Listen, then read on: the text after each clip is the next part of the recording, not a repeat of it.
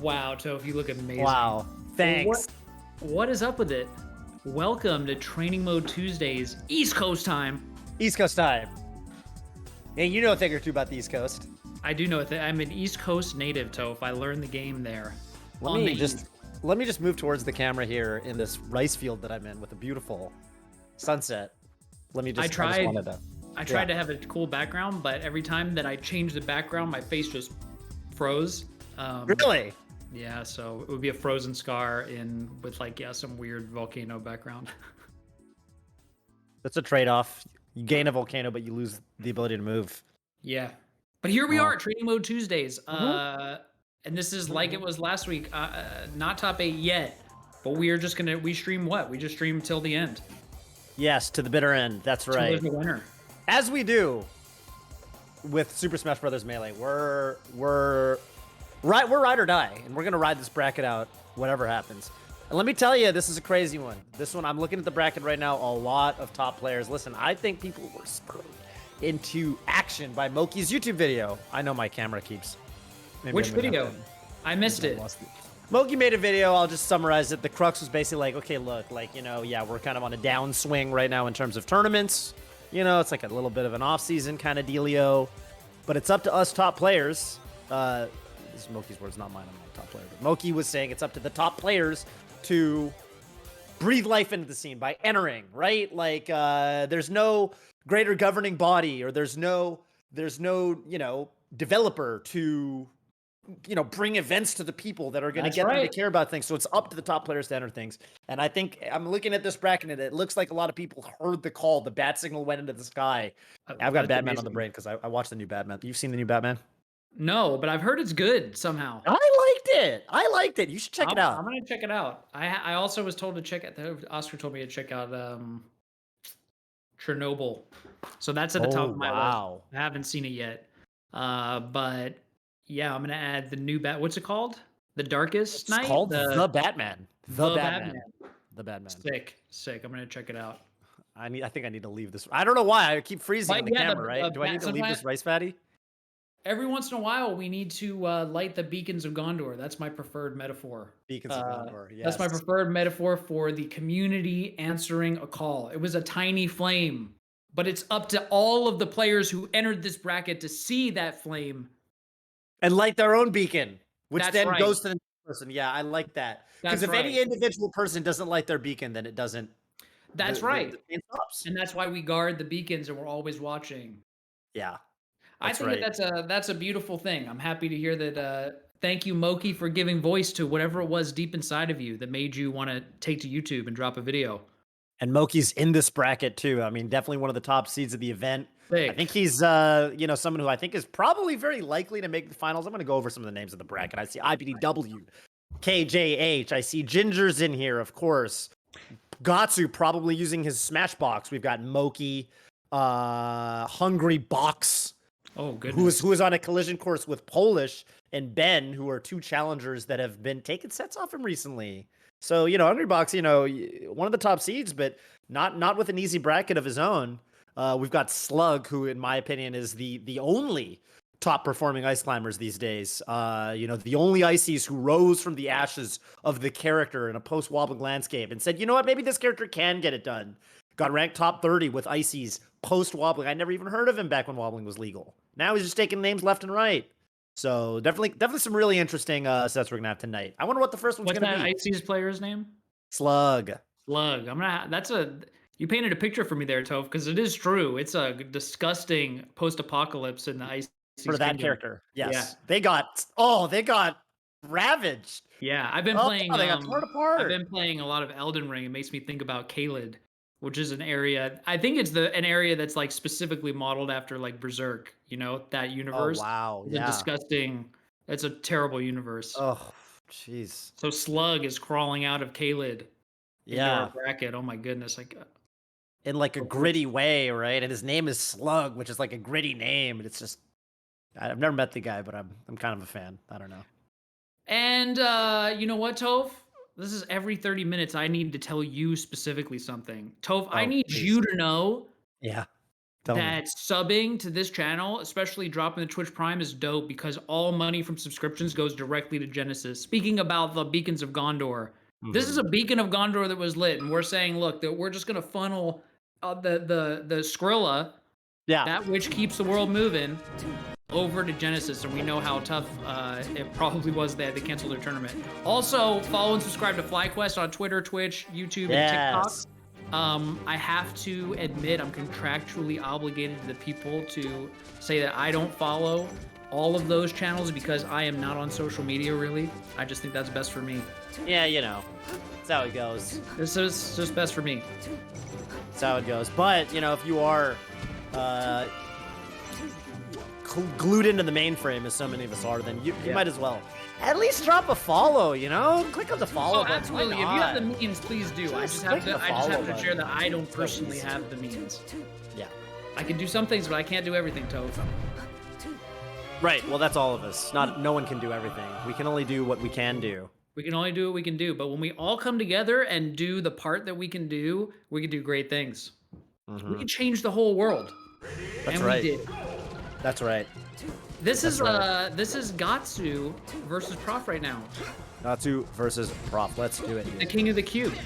And Gatsu is going Falcon. It may look like everything is as per normal in Gatsu's world, but I do believe, if I'm not mistaken, that he's using the Smashbox. So he's like trying to slowly make the switch. He's like practicing with it. So what I'm noticing is that he's missing text. Yes, that's hard. But he just hit a sick combo after this. You know what I mean? Basically with the box, I feel like what's gonna happen is once you get into a sequence, you're gonna look like Gatsu's gonna look crazy because he just did like this up air to reverse up air, like instant turn, super hard to do. But at neutral, a little bit clunky. It's gonna be hard to learn to crouch cancel. It's gonna be hard to DI. It's hard to grab the ledge, in my opinion. You see how he couldn't cover that? He can cover that for free on. He was mentioning, he was like, you know, one of the things that feels harder. So hard. Just the simple, like, just getting the ledge, especially a character like Sheik, because Sheik sometimes you need to kind of hustle to get on ledge, you know. So yeah, that's gonna be something I'm gonna be paying attention to. I know that he's got a crazy control scheme. You mentioned crouch canceling. I think something that he wants to do or has been doing is when he runs around, he does the gravy thing where he's got a thumb on C-stick down the whole time. Yeah. And so if he kind of gets clipped out of his movement, he's going to be kind of buffering holding down, which is going to be nice for him.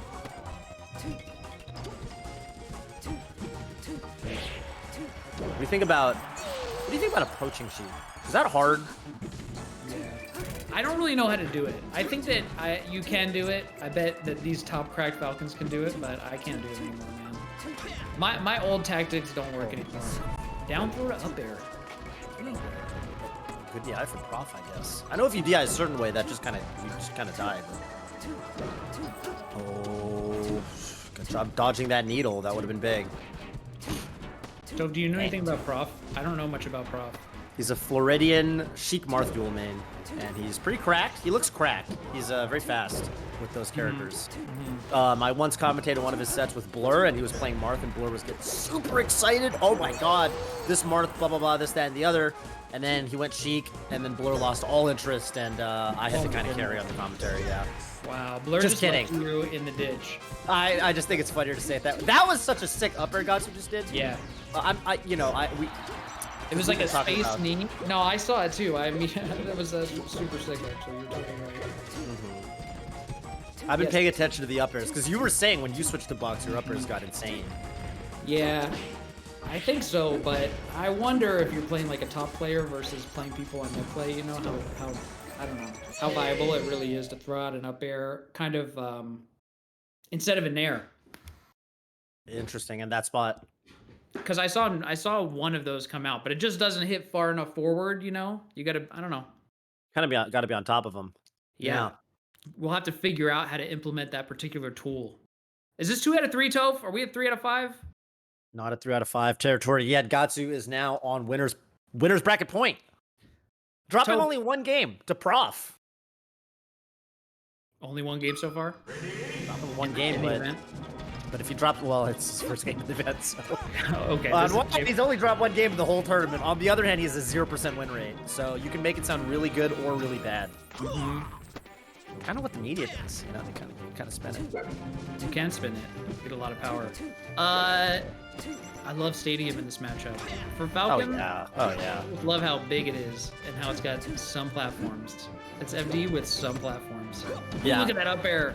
Oh, should be dead here. Woo! Yeah, that's how you got to do it. What was that bear coming off the ledge? Did he just get the wrong button? Sometimes I wonder. You ever just hit the wrong button on the box? Yes. What Yes, happens? sometimes I hit a totally wrong button. It just looks super weird. Yeah, it'll make no sense. It's like, what was he even trying to do? With DI. It'll happen with DI. You just rock it off. Oof. Just go the wrong way entirely. Big back throw here. He does get the ledge. Oh my goodness! So Prof must. No, God. Hey, that'll happen. That'll happen. Yeah, Falcon said yes. Especially on the Zoom. Zoom. Yeah. I feel like that exact thing has happened. Oh, almost sick. Yeah, he had everything there because he caught the jump. Okay, but well, it's the pickup. We always say, you know, if you mess up, but then you kill them anyway, that's no harm, no foul. Yeah, you need backup strats. That's a speedrunner thing too. You don't hit plan A every time. Oh, yeah. Full jump by accident right there. Who was that? That was Meredith talking about getting home from the local. You need multiple, you know. Yeah, you need contingencies in life. You need to hedge sometimes. Yes. Ooh. Oh, jeez. Kooky situation. Oh, and he did it so fast. He went for the up air so fast that he got the up smash. But this one he's gonna get. That's usually.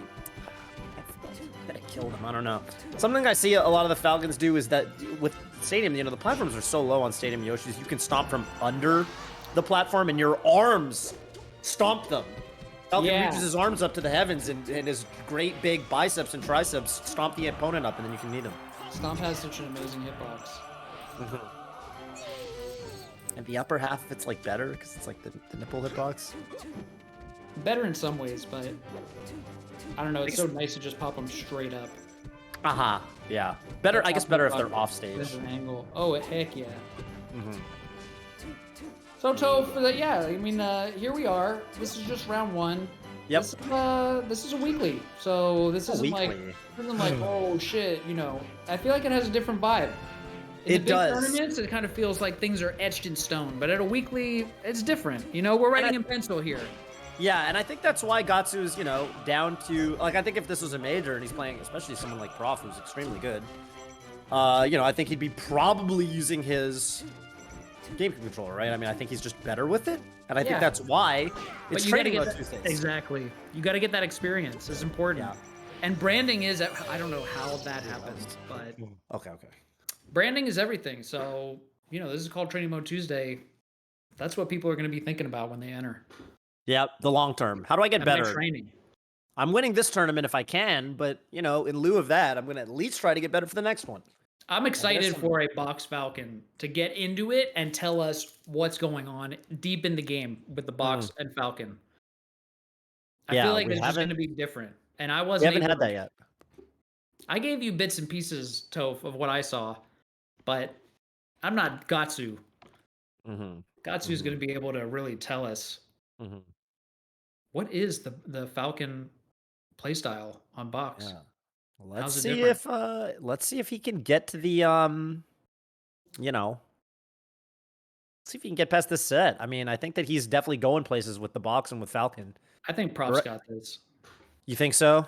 If Prof thinks like I know, not the download exactly, but it could be a small stage, right? Because it's going to be counterpick for Sheik. Yeah, I don't know. I just have this feeling. It's a Falcon feeling. A Falcon feeling. That's like a trademark. That should be a trademark. I got a Falcon feeling. What do I get for it, Toph? Send it to Genesis. Whatever I get, whatever royalties I get, they go to Genesis. Okay. Well, I've got bad news for you. I wasn't planning on paying anything. But now that you've said that, you know, I think maybe some people might be tempted to drop some primes. There you go. Because all of those primes do go directly to Genesis to help them put on a bigger and better event. And when is Genesis? Is so soon now. Mid-April. It's like a month from now. Exactly. I think it's April 15th. Wow. Yeah. Is everybody's calendar marked? Do people have travel booked? Where are we in that process? I don't know. I've travel booked in the sense that I live about half an hour from there, and I'm gonna drive there. I don't know. Is that? Don't you have travel booked in the same regard? That's kind of nice thing about Genesis. We just kind of drive there. I don't know. Yeah, That's what I do. I've got travel. I've got travel figured out. It's easy. All right, hang on. I'm gonna change. I gotta get out of this rice field. This rice field's slowing me down. I gotta pick a different background image. Man, I really hope I can do the background image thing. Hang on. I was gonna be. I wanted to connect this mic. I have like a nice mic, and I was gonna use it, but I just didn't have There's time. always next week. There's always next week. There's always next week. It's Training Mode Tuesday. Yeah, it's Training Mode Tuesday. How about That's now? exactly right, Toph. Now I'm in this crazy city. I'm in like the ancient futuristic capital. It does look. See, here we go. Small stage. Small stage. I don't mind. I don't know. Yoshi sometimes is dope, but let's just. If you can get it started, I think here's the analogy for me with Falcon Yoshi's. If you can get the party started, you're having a great night. But sometimes it's hard to get the party started. You know, the boys don't want to come out. Sometimes you can't get the word out. Yeah. It's like you know, people maybe they got work in the morning. Look at that. That's getting the party started. That's getting an old trick. That's true, Toph. That's the nudge. He nudged him. I always think of Worms Armageddon or Worms World Tour. You ever play Worms? It's like an old school game with like, you shoot rockets and things at each other from across the map. But it's called Worms. Worms, it's a franchise, and one of the zombies. Is it kind of like that? It is kind of like that, kind of, in the sense that, whatever. Anyway, one of the techniques you have is the nudge. You literally just nudge someone, because you kill people, like in Smash Brothers, by you can knock them off the map, and you can just give someone a little love tap with the nudge, and that's what I feel like Gatsu did. Look at this, dude. Gatsu is, oh my god. Look at, see? That was that C stick down. He's got that buffered, so he's locked and loaded to just take that forward tilt like a champ, and he almost, That's probably how you approach Sheik. What you were asking earlier. Did we go all the way back full circle? True that. Because I feel like I get hit by forward tilt all the time now. Well, he's definitely putting the onus on Prof. That was nice. Little kind of reminded me of the instant, the instant up air that Gatsu did. Like Prof. That quick turnaround. Yeah, Prof kind of did it with the bear. That's kind of clever. Those quick turnarounds look cool. Look at all these back. Oh, but Prof got a tiny bit greedy in one. Right, tiny bit. Oh! Living.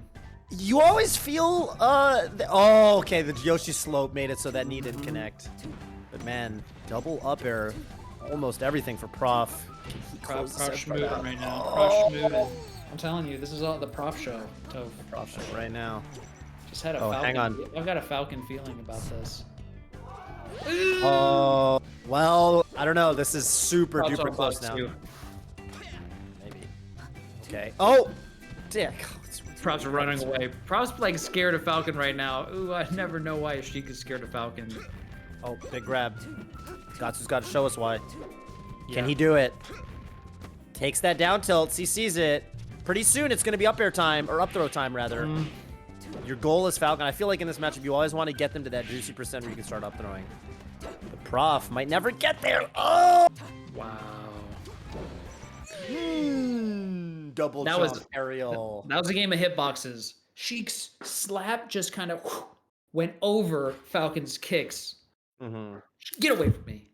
She does contort herself in that manner where it was just who was like above who in like this micro moment. If Falcon's a little bit lower, then you can get under that slap and get that kick that you want. Yeah. Yeah. That feels good. That does. Gatsu's got a problem. I need to tell him. He wants a little bit too much jump now. He wants it too much? He loves it. There was a time where I was addicted to double jump nair. I think Mango told you that. I remember that. No, it was deeper than that. Mango did tell me, but it was just it was bad. I needed some serious help to get off of that. It wasn't enough for Mango to tell you? Nair. Oh, hang on, look at this. Okay, I've realized that I can make myself not slow down to 3 frames per second if I focus I just have to pull the window up at all times, and then it knows. And then I can exist in this crazy city that I have behind me. You see this? Yeah, it's real, everyone. It is real. I swear. Yeah. Yeah. Your background's a green screen too. You're in like a cool little library area. Yeah. That's fake. dope. It's fake. It's fake. Wow. Crazy. Yeah. Crazy first set. Prof's gonna advance to fight Ginger. Dang, that's a tough bracket. That's a tough bracket. That's the first and second rounds of the tournament where Gots with Ginger. Those are like 2 top 20 players. Yeah. Lord Almighty. All right. Well, that's the thing about Training Mode Tuesday. It's also like a huge, you know, when you think about logistics, when we think about weeklies and locals, they're not online, so they feature people in a condensed geographical region. Yeah. But Training Mode Tuesday is not that. This is a half of Everyone the gets nation. involved. Everyone gets involved. Yeah. And statistics and availability heuristics and stuff like that, they'll tell us that people who are playing a lot tend to be better. And if they're playing a lot, they're in a lot of tournaments. So is this actually, this is Moki versus, tell me about Hotois. Hotois used to go by just HT, and somehow a W and an A got in there. But Hotois, as far as I'm gonna keep saying Hotois. I don't know if that's actually how it's pronounced, but I like it. I like Hotois. I think, you know, used to play all Chic, and I think Hotois has been switching over to Fox Life. But Moki shamelessly up tilted like 6 times in a row. And it did start something. Yeah, I love the shamelessness. Moki's gonna have to start blowing that up though. Okay, big tech chase here. Oh, okay, that's enough to get the job done for the first stock. I always like Nair there. You know, Moki went for that up throw and then Bear off the stage, but with Bear full DI off the stage, you can't get the strong hit. And so if you go for Nair, like no one ever does Nair off stage, but that because of that, no one ever DIs it in. You're not expecting it, and so you can just catch them, and you just kind of kill them. But okay, Bear was enough. This is like you being ahead of the metagame. Kind of, yeah. Although I think people are starting to do it. Okay. We'll pop up here. That'd be on top of something. Moki famously says that like he thinks a big part of his punish game. I think he's got a really crazy, you know, highlight reel based playstyle, right? But I think what unlocks that is that, like, fundamentally, Moki's really, really good at, like, tech chasing. Like, Moki can basically, once he gets a knockdown, he's so confident in his ability to follow up that he can get a little kooky with it. And I think he likes to do that. Yes. Oh, wow. Look at that. That's the best DI I've seen in my whole life. Look at that. Hotois went nowhere. Had the ability to even go for, like, a shorten, no shorten mix-up. Okay, loses the mix-up. But you gotta give yourself the chance. Oh, look at this. Look at this. Moki. Oh. Moki's cracked. That's what it is. Yep. He has been from the day I met him. When we had him on the reads. Oh, yeah, we did have him on the reads. That was a fun time. Moki, you know, Moki and me used to have history. Not in the bad way. I know that as a, like, a negative almost kind of connotation. like beef. But no, it wasn't beef. But what we did have was every, you know, because I used to go to a lot of Canadian tournaments since as early as 2012. And I would keep going to, you know, Gommel, EGLX. And every year I'd go to Canada. And for some reason, I'd end up on a setup with this 15-year-old, 14-year-old, 15-year-old kid. And he played Fox. And we'd end up money matching. And every year, Moki and me would money match. And it'd go to game 5. And he'd narrowly edge me out. I'd be like, dang it. And I'd give him $5. And I'd mutter to myself, like, I'm gonna get this guy next year. I'll see him next time. And I'd see him the next year, and he'd take 5 more of my dollars. And this happened 3 or 4 years in a row.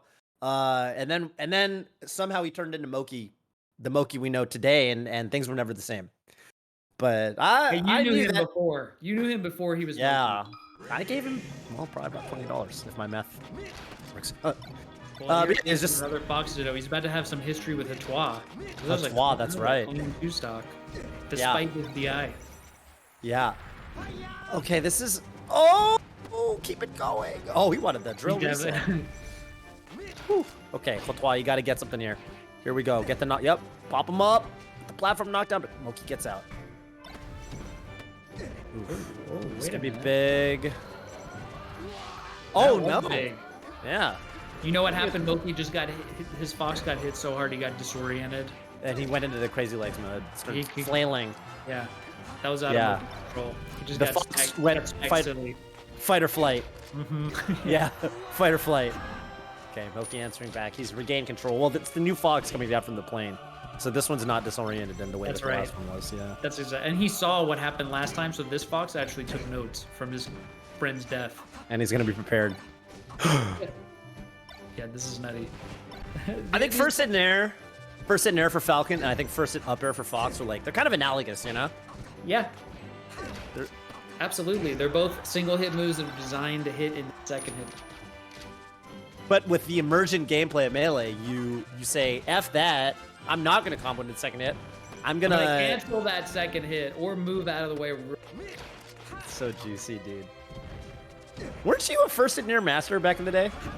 Were you one of the inventors? I definitely was using it, you know, before people, but that's like before I had the advantage. The metagame wasn't so solid. You know, that's really what it is. Like back in the day, I just feel like you had snippets of people's play.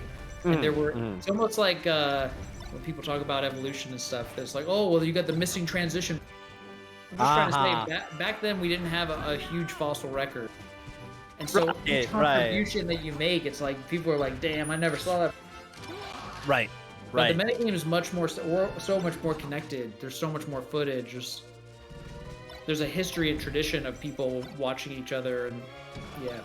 I imagine like a brain, and like the neurons are all, you know, like the neuron pathways are all connected now. Like the brain is fully formed. You can't invent anything now. Like even if you invent it for yourself, you know what I mean? Yeah, now you can innovate and you can popularize, but I agree that you can't really invent. Maybe you can, but some people can. Squid the Cat. Check out Squid the Cat, Dreaming Awake. I mean, he definitely was doing things that that Nair. I'm just talking about Squid the Cat right now, but what's code? He'll do this like knockback stacking or whatever. I think that's what it's called. Where yeah. You hit him away, and then you can't really follow up with anything, but if you do a Nair, then the first hit will like send them away while you're traveling. It actually combos. It's crazy. Dang. Yeah, that's awesome. Moki definitely the kind of player that does. I think with Fox, you know, people look to him. I certainly look to him as somebody who's like, even the way he ended that game, I mean, I thought that was so, you know, we were talking about Squid the Cat, but I think it was poetic that the way he ended it was first hit up air, edge cancel, bear, and you're not going to be ready to DI that, let alone at 150%. So just solid plays from Moki the whole way through. And I think, you know, somebody like Moki, I think the coolest part is just that he's kind of got everything. I mean, he was always a swag monster. He was always a swag machine. You know, because I don't think he was a top performer in the world of like Ontario Melee for many years when he was younger, but he was always technical and he was always fast. But now he just feels like the complete package. Everyone is scared of this guy. Mango talking about, I can't wait till I can play offline sets with Moki. He's gotten so good, you know, and with the I think it was I guess it was LICS. Moki had the third place finish right behind Mango in second, and of course Zan in first. That's definitely it's a good commendation. It's got to feel good to have a finish like that. And Mango says, I can't wait to play this guy offline. This guy's cracked. Yeah, that does sound like something I would want to hear. Right. Moki advances in the bracket to fight Slug. Dang, Slug. Moki Slug. I haven't seen Moki's Icy's game in a minute. I don't know if we're going to be able to watch that. Obviously, we're going to be bouncing around all over the bracket. I see that we've got Ginger Prophet starting up, IBDW KJH. It's kind of insane. KJH with a win over Bobby Big Balls. Pretty exciting. I'm happy to hear the KJH's name. Me too. Love that guy. I'm happy to hear, you know? We've known all these people. We've known a lot of these people for a long time. And oh, yeah. They've had long stories. I mean, I'm thinking about Moki. Did he have I feel like he had a drive at one point. He needed some cash money. How's my man Moki? How's everybody doing, Toph? How are we doing in this COVID time? Are Melee players struggling? I don't know. I think in some ways we are, and in some ways we aren't. You know? I have no idea. I'm doing all right. Yeah. I'm doing all right. I mean, you know, moved into a new spot. Doing, well, as you can see, I've also made my way to this beautiful, like, futuristic, ancient kind of society behind me. As you can see, there's like a multi-leveled, multi-tiered kind of infrastructure / design going on. So I think that's cool that they've got that sorted out. I'm just happy to be here. You have your what about KJH? Your mic arm is ethereally popping into this this other right. dimension. So it's pretty cool what they've invented out there. Yeah. Right. Thank you. Pretty yeah, cool, thank you for helping me out on that. Thank you for helping me out with that. It's pretty sick technology. Yeah. Correct. But you know, today's a very important day for me, Toph. How's that? Yesterday was my last day at Twitch. I'm now ex-Twitch, bro. You're a For free the man. first time in like 8.5 years. Dang, eight and a I worked half at I worked years. at Is Twitch that for eight real? and a half. It's That's actually real math. today is my anniversary, my Sophie anniversary. Holy, We've been married 8 years. So I was working at Twitch when I got married. Yes, so I was at Twitch for a long ass time. dang! I remember that wedding. That was a good wedding. I was at Twitch for a long time. Yeah, that's 8 years ago. And Melee's What do been you? with us the whole time. That's right. What are you gonna do next?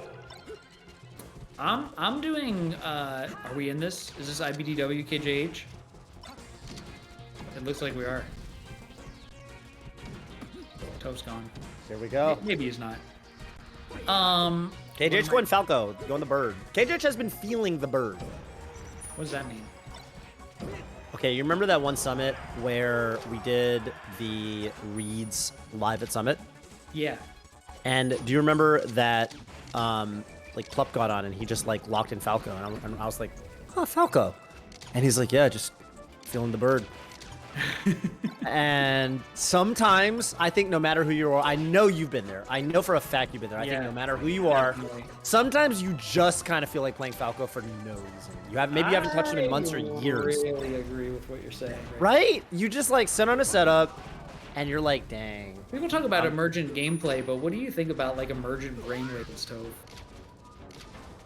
The morphogenetic field. Yeah, it's like Right? Kinda. have this weird market experience. What is that? What does market mean there? I think it means like distinct, Oh, yeah. really distinguishable. I think KJH has been on an extended version of this brainwave. Like, I think that a couple weeks ago, he was like, dang, I'm feeling the bird. And he hasn't stopped. I know he, and Here I we think are he at said, Training Mode Tuesday, Toph. We're not at Evo. yeah, this is the time to bring out the bird. We're not at Genesis. Right? We're at Training Mode Tuesday. So if you're feeling that bird, Bring him out. Bring out the bird. I think KJH's plan long term is he wants to use the bird for potentially Fox. So he doesn't want to do the Ditto. He wants to do Falco Fox and Captain Falcon. ooh, Which forget got it. Yeah, that sounds annoying makes sense. as a Falcon player. Yeah. You know. But what do I know nowadays, Toph? That's something I gotta learn. I gotta stop referring to my, not stop referring to it, but refer to it in a new way. Wait, refer to one new way. My like as a Captain Falcon player, what does that mean now? Oh. The current lingo. I speak a dialect. I speak a dialect. I see. Just because you're a Captain Falcon. Yeah, being a Captain Falcon player doesn't necessarily mean what it used to mean.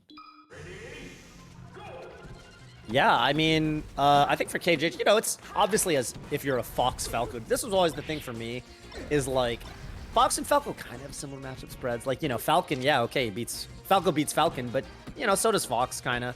So, yeah, I think it kind of comes down to what you want to do, and KJ definitely has the skills to do it. Look at IBDW, though. What do you think about that Nair? I haven't seen that Nair. He, like, To it's Edgard? like a wall, dude. Uh-huh. He put it out like a wall. I like it. It's like the, it's like the Star Wars, it's like the trash compactor from Star Wars, dude. You just got the wall closing in on him. Where could he be? That's all I remember from that scene is Luke says this like 20 times. Where could he 3PO? Oh! Where could he be? Where could he be? Dang. Yeah, Fox can do it. I couldn't even tell you where that Falco could be. Who's he talking about? He's talking about C-3PO? Yeah, 3PO. Where could he be?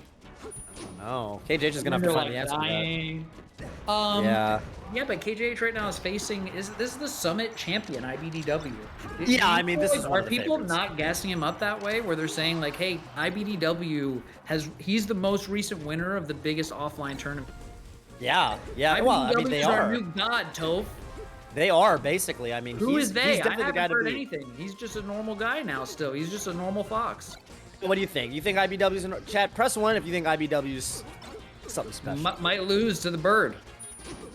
He might, but he's got to, you know, right now he's looking.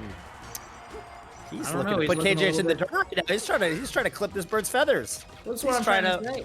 send him back to the roost. He's trying to. I'm trying to come up with a lot of bird.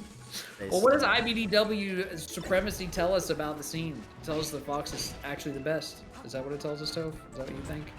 I think, you know, in some ways, but I think IBW definitely still feels like he's got stuff to prove, you know? I think he doesn't want to just win one major. He wants to be consistent. And, you know, for better or for worse, I do feel like he might have a small chip on his shoulder off of LACS, where he had, you know, somewhat of a disappointing finish. It wasn't offline. LACS? I keep hearing about this. Like a month ago. It's like more recent than Summit. Let's put it that way. More recent than Summit. Okay. Yeah. And, well, okay, IBW definitely the first seed of this bracket, but, you know, he wants, I think he heard Moki's call loud and clear. I think he said, you know what, I do want to be the type of top player that shows up. Close this one out. Yeah, that was a really scary situation. KJH almost brought that back. Oh, baits out the spot dodge. That's gonna do it. Dang, but this is best of 5. Winners quarters. This is for winners top 8. I didn't know either, but then I caught it. I caught a glimpse of the top of the screen. And we're super duper right back into it. I love that. Yeah. Going back to Battlefield, homie. East Coast Classic. So where is KJH on the East Coast? He's, I guess, more Midwest, but, you know, it's closer to the East Coast, so I think he's still Michigan if I... Oh, look at these little wavelets, but IBW not having it. Let me just space outside of that right quick. Dang. Oh, and he bears him out of the down air. I gotta say, bearing a Falco out of their down air from the front is like... It feels really good to do because you know, down air is just such a good move. Obviously, Fox's back air is too. But downer, you know, a lot of the time you like trade with downer and it's just like a bad deal for you because they're going to kind of get to set up their pressure before you kind of get back on your feet. So when you beat it cleanly with the bear, it feels really good. Dang, IBDW, dude. By the way, we can just call him Cody, I think. Yeah, that one's tough for branding reasons, you know? Yeah, I do. I know. I know. Because I like calling him Cody, but then isn't there also like a weird like cultural thing with how you refer to people? You know, it's like, oh, are you trying to name drop? Yeah, you think you're cool, you know? You know what I mean? There's like all this extra stuff that we commentators need to think. Nobody really thinks about, but it's real. It's real. Yeah. Yeah, someone's gonna, if we call him Cody, you know, someone could come out in the chat and be like, who these guys think they are? Exactly. And who do we think we are, Toph? They're going to force us to confront our I don't know anymore. I don't know anymore, you know? So this could be a big problem depending on how you look at it. I'm going to be 33 in like 2 weeks. Who do you think you are, Toph? Call him Cody. No, dude. Are you guys cool? You remember, you got your... Actually, I have the same shirt. I should have worn it. The Who Am I shirt. The Who Am I shirt? Hell yeah. I've got it somewhere. I think I bought it, right? Shout out to Carol and Tuesday. And my favorite character, oh god, what the hell's that guy's name? I'm gonna look him up right now. Who is he? No, I want to know, because it's... Hang on. Hang on. Doesn't he say his name like... Artigan, dude, Artigan. Yeah. Artigan, DJ Artigan. That's my favorite guy. That guy's the Bobby Scar of that universe, right? I guess, man. I'm really feeling what he was saying. Dude, because he had the whole arc. He was down and out for a little bit. He's down and out. And he needed the people to bring him back into it. And is that my arc or is that just the arc of the community? I think is that our arc? Is Artigan just us? Who are we? I think we've communally been there and individually. I think every Melee player can relate to that. Sometimes you're down and out, and sometimes you need a little bit of help from your friends. Jeez Louise. By the way, IBDW, Cody is just speeding all over him. I'm going to call him Cody. I need to say it with the 2-syllable version because he's just moving that fast that if I try to describe what he's doing by saying IBDW, it's going to take too long and I won't be able to describe it. He's slaughtering KJH right now. Look at this. The bird might be cooked. This bird's definitely cooked. Oh my god. This bird has been cooked. This is what? Sorry, I can't even. This is like Chicago style or something. There's like a style. Oh, deep dish. Burning. Oh, I see what you're saying. Just burn it. Burn it. Just burn the book. burn the bird. You saying in Chicago they just take whole chickens and they just burn them? They do stuff. It's like you can order a steak in this particular way where they just burn the mess out of it. It's ultra well done. Does anyone know in chat? I'm gonna look up steak. I'm literally Googling it right now. It's definitely not Chicago style. Look at this. It's not Chicago. No, Toph. Do not listen to my words. listen to No, my you're music. right. You're right. I'm reading it right now. I'll There's read no this way out to you. Chicago A style. Chicago-style steak is charred on the surface and cooked to your desired doneness on the inside. They char it on the surface. I don't know. I think I'm. Anyway, that bird is one way or another has been cooked to perfection. Yeah, Chicago But style. it's Training Mode Tuesday, Toph. What do you think is going to Yes. happen when you're going into the new god, IBDW? His image, his likeness carved out of in gold in the Melee universe at this point. Right now, I'm looking at this bracket and I'm thinking Cody's on a collision course with. This is a very interesting bracket. I'm going to paint a picture for this winner's bracket. Ain't it, H-Box. Toph? H-Box is coming through the bracket. First of all, I think this tournament, the person I'm the most interested in is H-Box. Is this net play H-Box or is this prime H-Box? That's the question. Well, first of all, that's the question. But also, I mean, it is objectively speaking, it is net play H-Box. He's got it one way or another. If he wants to be prime, it's going to be on net play because it's a net play tournament. He's got to beat Polish. Now, Polish is going, to my knowledge, is going Fox. So it's not going to be. H-Box hasn't been able to beat Polish's Peach. Last two times they played, Polish took it to him offline too. Oh wow. So H-Box, but he's not even going to get the Peach today. It's going to be H-Box versus Polish's Fox. And I know it's good. It's not his Peach. If he wins, he is Ben, and Ben is hungry for that W over the H-Box, the net play H-Box era, 2020, 2021. Ben had like an overwhelming win streak against him. I think Ben's record against H-Box was like, okay, I don't know the numbers, but it's like 13-8 or something. Like he's up. They played Something a lot. good. Something good. Now, they played at Riptide. They played it offline, and H-Box took it to him and said none of those matches mattered. But we're back online today. So is H-Box going to be able to overcome online Ben? He wins that. He's got Moki. We know there's a rivalry there. And then potentially IBDW. So every single match H-Box has to fight through in this bracket is going to be basically one of his demons in a way, or at least rivals. And that's he's got his work cut out for him. It's a boss rush, is what you're It's telling me. It's a boss, yeah, and for the man that we used to think was the boss. True. Suddenly H-Box is doing the boss rush.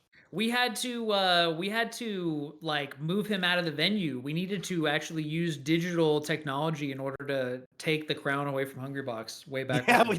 we did. Yeah. We said your whole presence can't be near the opponent anymore.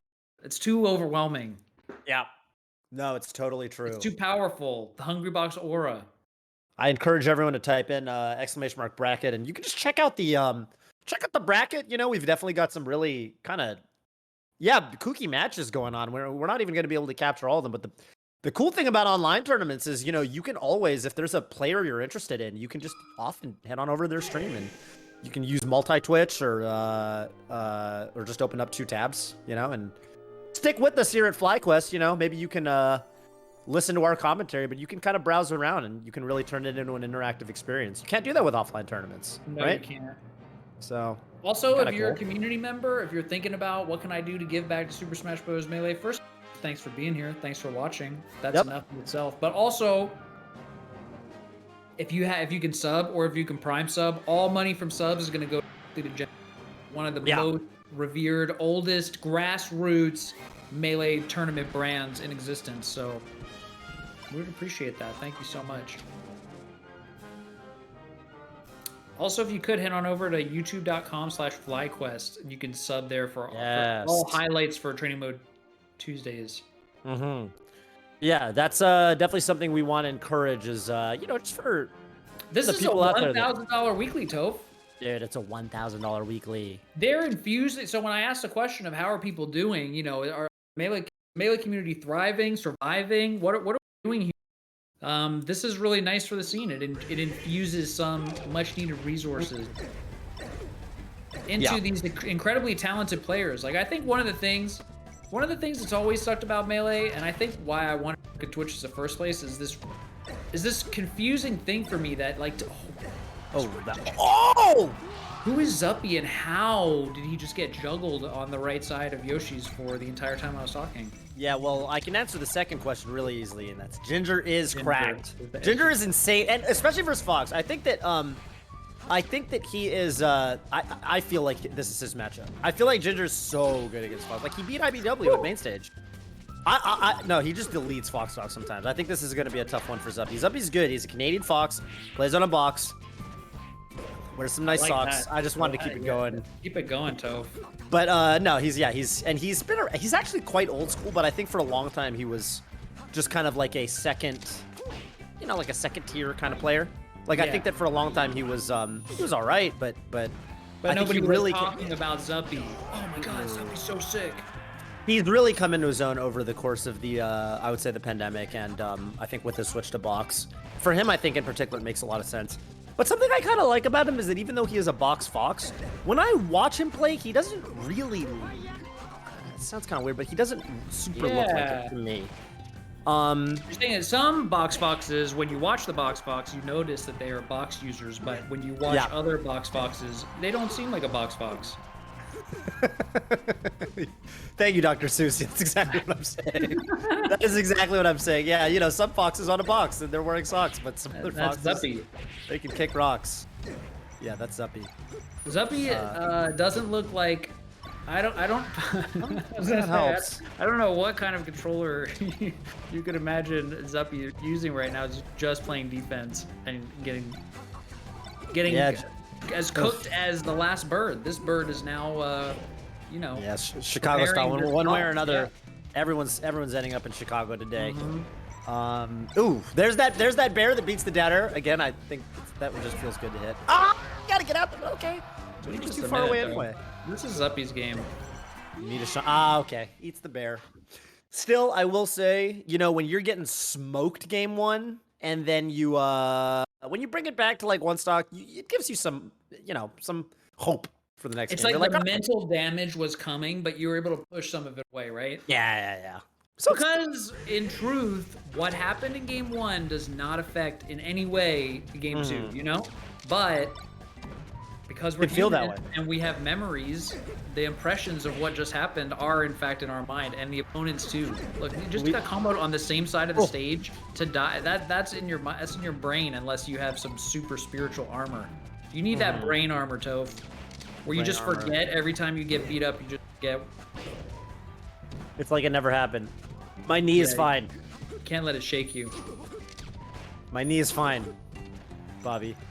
I don't get it. I'll do like a pickpocket thing. What does he say? Pecco's knee got beaten up, and he just kind of tells himself way too long. Yeah, but he kind of tells himself like, dude, it's fine. My knee's chilling. Don't worry about it. Oh, Ginger! Scar jump, shine. And he was trying, I suppose, I surmise, to use the shine to back air Zuppy, but he was a little bit slow on the uptake. Oh, Randall! He's gonna mess Zuppy up there. Oh.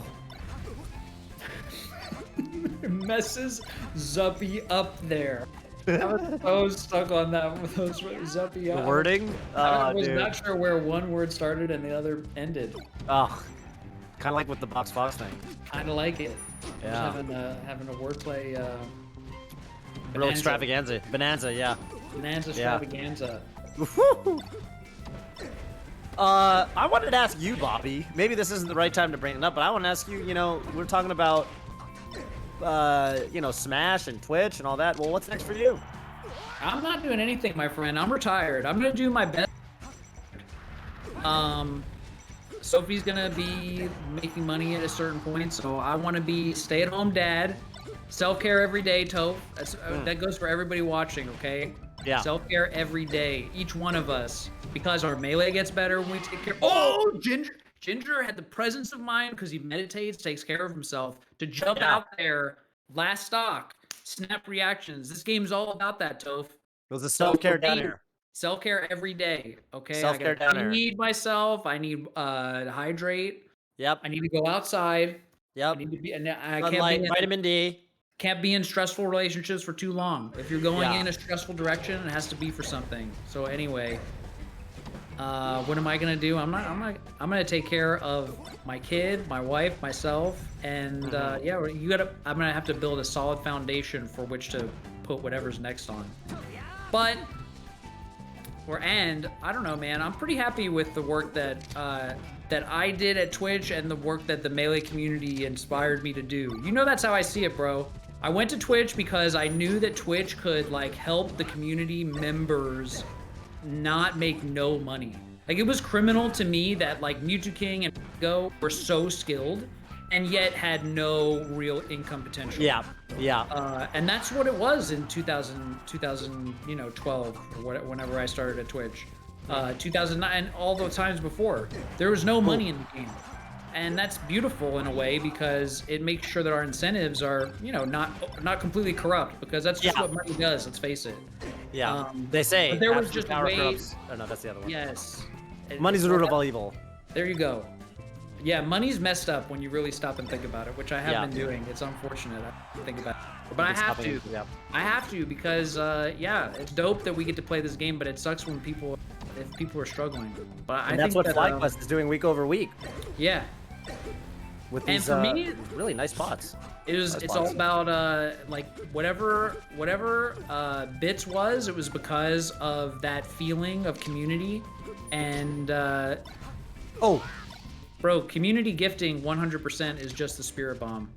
I know that for sure now. The Spirit Bomb just added a seed of karma into my being, and it needed to a resolution. It needed to come back into being somehow, and I think every community gift is like a baby Spirit Bomb. Ooh. It's because of the inspiration that I got when we really lit the beacons of MFing Gondor, dude. Those fools, those Sauron forces were coming for our asses. Mm-hmm. We pulled out all the stops. Everybody came together. It was beautiful. The double dip. And as if on cue, Toph. Ginger's, yeah. Oh my goodness. Good angle from Zuppy. Who is going to get to advance in this winner's bracket?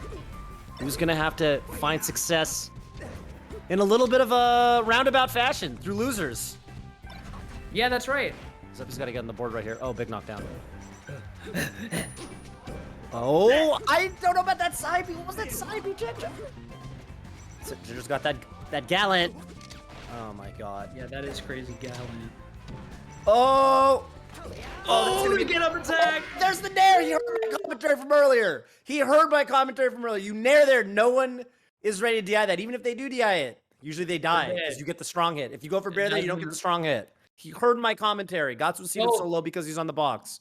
Presence of mind. Presence of mind. Self-care every day. Self-care every day. That was a self-care nair. If you don't have self-care there... Self-care nair, baby. Do it every day. A lot of people flowchart. They'll flowchart out their back air, and it'll be a soft back air, and it won't kill. So... And then what happened to all your self-care? Now you're in a pickle. Don't want to be there. Never want to be in a pickle. Okay, good recovery from Ginger there. Getting around, I'd say, a stressful situation. But you know what? Now that I'm thinking about it, it's important to practice like every single... I think entering tournament is just so dope now that I think about it, if you're actually trying to get better. Because you need practice in every situation. Like, for I don't think... Yeah. You're down to... You might be down 2 games in a really, really important... I mean, you're doing it right now, and of course right now matters, but I don't know. I've just talked to a lot of players about how earlier sets were formative in like helping them learn about last stock experiences or making comebacks or playing with a lead. It's so good to practice each situation. Yeah, and I also don't think people appreciate how much entering tournaments, I don't know if motivates you is the right word, but I think it gives you a reality check. I think that it's really easy if you don't enter anything for a while.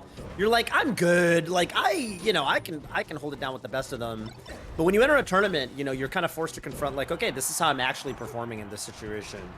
And yeah, I think the nice thing about entering frequently is you get a natural progression of goalposts that you're gonna kind of just set for yourself, because people want to grow. They want to feel like they're accomplishing things, and entering TMT every week especially with the incredible lineups of players that have been entering, it's just got to be so good as a reality check.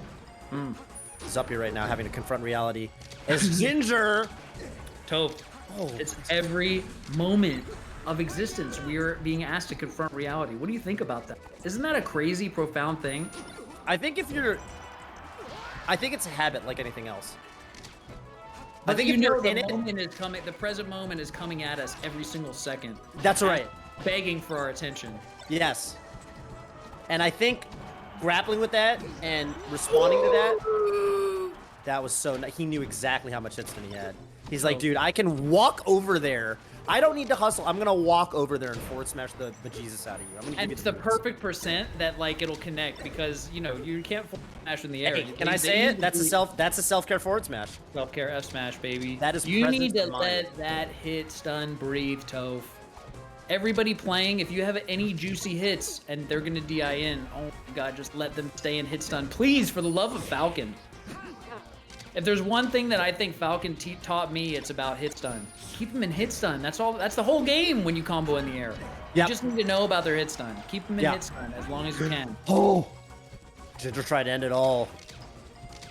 Yeah, it's you know, a lot of what we call like spaghetti melee or bad melee. Nice job to Ginger closing it out there. That back air is just good DI from Zuppy, but at 158, it's just you can't DI. You're just gonna die off the top. So I think when people go into that spaghetti, that bad melee mode, and it's just like, oh my god, like, you know, you're just kind of it feels like the stock is taking forever because it's last stock. I think people often what that is, it's kind of the antithesis of that presence of mind. I think in that spot, you're so overwhelmed by the moment sometimes that you don't let it breathe. You fall into this very predictable rhythm and you're kind of doing this dance with your opponent and it's nerve-wracking. And often the first person to just kind of tap the brakes a little bit, just pulse them, often can come out on top. I think there's a similarity there to what you were talking about with the combo and letting the combo breathe. That ability to take a step back and say, I don't need to hustle over there. Actually, I'm chilling right now. I'm gonna walk over and forward smash you. If you're freaking out there, I'll just to make this concrete for people. I think a lot of people they get that pop up. I think as a Falco there, I think a lot of Falcos would feel like they need to get over there with a hitbox instantly, or the hitstun's gonna end. So they would maybe go for a laser. They do an approaching laser. Maybe go for a read off the laser. You might be able to get something, but Ginger's going to cut out the middleman. Kind of guy he is. And get that forward smash. That's the money maker, right? Yeah. Because we're always looking for our win condition. How do we combo into that win condition? Yeah. Yeah. The knee, the rest, the up smash, right? Because we want to put a period at the end of our sentences. In Melee, they will allow you to use all kinds of punctuation. Put a comma, you could put a hyphen, you could put a semicolon, you could put a line break in your combo in Melee. I mean, I've seen stocks go every which way. Yeah, me too. There's no wrong way to take a stock in Melee, but for efficiency's sake and if you're trying to win, you need to abuse that period, but you need to take those stocks. That's what I want everybody to know right now, Toph. Nutty. That's why it's satisfying to see a down air where the Fox is in so much hit stun, he goes all the way up above a platform and misses the platform, comes all the way down. All the way down. And then boom! You're waiting for. It's so sick. There's no game like it, I feel. Not in that way. Not in that beautiful way. The only thing that feels anything like it for me is doing Makoto Street Fighter 4 corner combos, where you hit them against the wall, punch them up, and pick them down. Oh, that does feel very good. It's so sick, dude. That does feel very, very good. I feel like I'm just chasing the energy that I had when I was a kid and I first watched Rock Lee vs. Gara. Dude, that fight just like it changed my whole experience in life. Rock Lee was moving so fast that he would hit Gara. The momentum of his punch pushed him so fast, but he was actually able to rocket behind, like past where he got hit, because it's only possible because of hit stun. That's what's in Melee is the hit stun, where Falcon actually can move. Doesn't it feel like you're moving before they launch away? Yeah. You're moving before they launch away, Toph. It's like, ooh, you didn't even get hit by. You're not even done getting hit by my first attack, and I'm second right now. Who is it? I think it's also Naruto. Maybe I'm thinking of the. My favorite moment from that arc was the when Sasuke does the lion combo. Remember the lion combo? I kind of remember it. My best friend. He does. It's like an 8-hit. All about the lion combo. And then Naruto steals it. He calls it the Naruto combo. That's like the most Bobby Scar thing. He literally does Sasuke's combo and he's like, that's the Naruto combo. Sasuke's like, dude, what the? Are you kidding me right now? Sasuke steals that shit first? Oh, wait, hang on. Okay, well, correct me, Chroma. Who does it? Oh, who does Sasuke steal it from? Does he steal it from Rock Lee? Rock Lee got done dirty? All right, it all comes back to Rock Lee. Listen, I think any reasonable person, if they think about it hard enough and long enough, will become a Rock Lee fan, right? I think there's They'll something conclude they'll that- conclude that Rock Lee was dope. Yeah. Yeah. I guess what? I don't even know how to log into my Twitch account. Twitch_Scar, right? Is your Twitch account? Yeah, but what if I get the password wrong a bunch of times? Oh no. I have mine and I use LastPass. I got locked out of LastPass. FlyQuest, I hope you're not sponsored by any password I lost my managers. master password. Any competitor password managers. I'm If you sorry. do, I'm and sorry. they can't really help me, so I'm not a good. Dang. They can't really help me. I somehow just really made it so that I cannot. In my mental model, your password is 5th of Genesis. Let's try that one. I'm gonna give that a shot right now. Try that one. Yeah, try that one. It might work. That wasn't it. All right, Dang, I'll try to dude. log in later, but that just means that I can't read the chat note. Toph. Yeah, I mean, you know. Do they know Yeah, what I'm yeah. talking about with this Rock Lee versus Gar fight? How sick it was? Are you understanding my excitement about Captain Falcon now? Yeah, no, I think a lot of people in the chat know exactly what you're talking about, are able to kind of hone in on that. How come other games don't like let you do that? I think they try to in their own ways. I think they try to, Yeah, they do, I guess. but it's There's not. something about Melee, something about the physics, something about it. Yeah. But Toph, don't you feel like no, it's not that. It's just that I'm old. I was gonna say, don't you feel What do you like say? it's getting people are too good now, man. What the F? Who? Melee players. Oh. Did you enter a tournament this weekend? I did enter a tournament this weekend. You were there. Dang. How did you? I did get to talk to you about your I had a bye. experience. I lost my first round, and then I won my first losers round, and then I lost losers round. Okay. I played Dang, dude. I play good players. That's right. Me too. I played some I good players. am quite out of practice, I would say, but Okay. Now I'm in this crazy industrial. Hungrybox. Hungrybox versus Ben. Yeah. Oh! What a way to start it off. So that's a statement. That's like, oh yeah, you like to roll. Oh, tried to catch him up there. I Hungrybox think this finding matchup. ways. Go ahead, Toph. No, you go ahead. I think we're gonna Hungrybox come to the same conclusion. Finding ways to inject his Hungrybox in-person energy through the digital realm. Yeah. By hitting rest like that. At the start of the set, that's a statement. I always say that if you read a roll or you go for an empty hop in the first 10 seconds of the match, you're on one. Mm-hmm. You know what I mean? Because usually those sorts of adaptations happen later in the set. Like, oh dang, my opponent's holding shield a lot. My opponent's rolling a lot. I guess I'll punish that. Hungrybox starts at that level. He skips to step 2 because he knows he's heading his opponent off at the pass. Yep. He's checking you in. I'll process you. Oh, that grab is rude. Rude. Oh, the bear trap. He's trying to use the bear trap. Is that the bear trap? Tell me about that. The He did Hungrybox the bear he trap. calls it the I Grounded think pound? when he does the grounded pound, he calls it the bear trap. I don't know why. But you just I noticed like him it. do one? He did one, yeah. I feel And like so he announced that he did it, and I was like, well, I don't remember seeing this guy grounded rest, but Grounded, yeah. grounded pound, but Grounded pound. I have no reason to doubt. Let's get another one. Let's get another bear trap. Oh, Hey, I have a knockdown. question, though. Could have been a rest. Yeah, hit me. So it looks to me like, Oh. wow, never mind. That was so filthy. I don't know how he jumped back with so much momentum enough to weak Nair to build such a wall. That is one of Puff's big strengths, is that just insane amount of aerial mobility and control. Oh, the platform bear trap. So I think with this matchup, something I'm noticing that I think is just kind of interesting to me is that H-Box is doing a lot of up throw, which I don't think Puffs historically have necessarily preferred for Sheik. But it looks like the goal right now is if I can get this guy above me, Sheik is so kind of coming down. Because one thing, you know, she does not have is the air mobility, right? She's kind of locked into a certain trajectory when she's in the air in a certain way. Almost like an FGC character in that sense.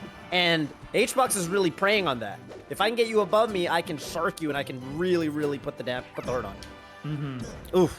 See, in this situation right now. All right, Ben weaves around it with the forward air. Last stock at 88. Yeah, this is like a serious game of chicken with those up throws. Dang, dude. A statement of a game won by Hungrybox. The feeling for me, because I've played a fair bit of Sheik Puff, not in tournament, but I've definitely played this matchup in friendlies a lot. And like I played Prince Abu with Sheik. I would say the feeling is I always feel like in neutral and just kind of in general, Sheik you feel good. I'd say the neutral feels good, but there's two situations that really, really stink. One is when you're coming down and you're getting juggled, and the other is when you're off stage and you have to up B. Because that's when Puff can really just like, they can either keep the upper chains going, or if you're off stage and you have to up B, if you don't get really creative, it just turns into a rest. And yeah, you really need to be careful because whereas in some matchups, it's all about the percent, I feel like this matchup it's somewhat percent oriented, but it's also very positioning oriented. You can be at 30%, but suddenly you're fearing for your life as Sheik. And it doesn't quite work that way for Puff. For Puff, you know, Sheik, one thing she has, down throw is going to come when a fair, it's going to come when an up air at like, you know, 90%. And that feels great. You have an easy kill confirm off your throws at high percent, but you got to get them there. You're never going to take stocks early.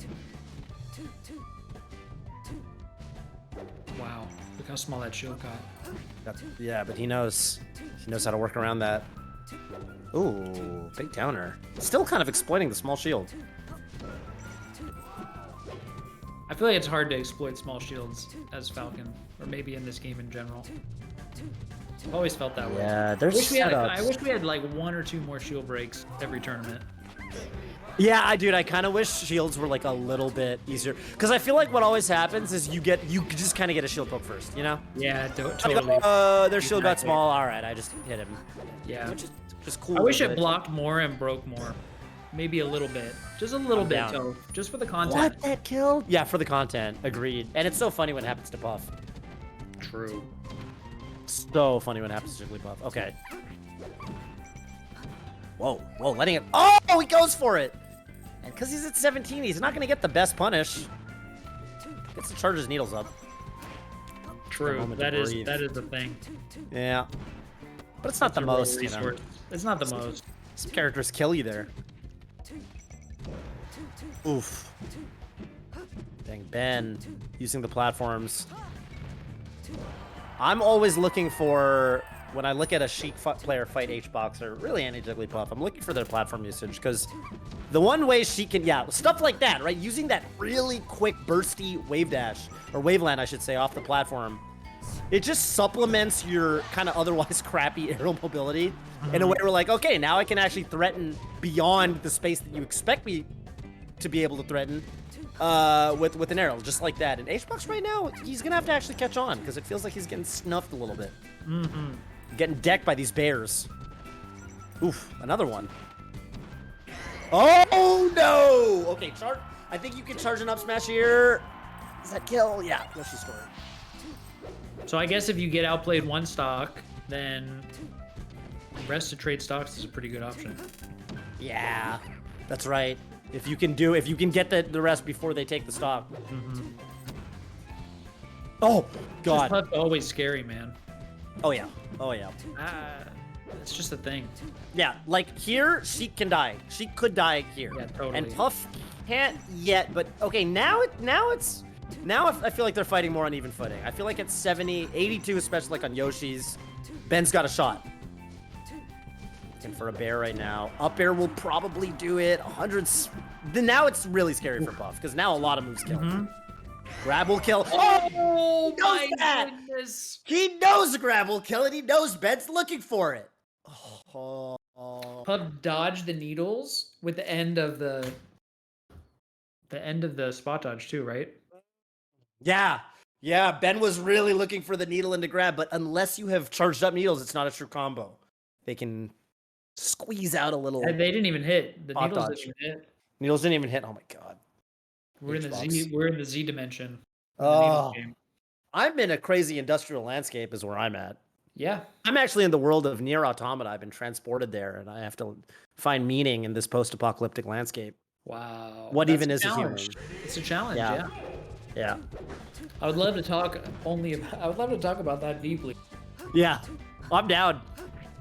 I'm down too, man. It's Training Mode Tuesdays. You asked me what's next for me. I actually talked with folks today about like commentary and like what am I going to do with Genesis commentary and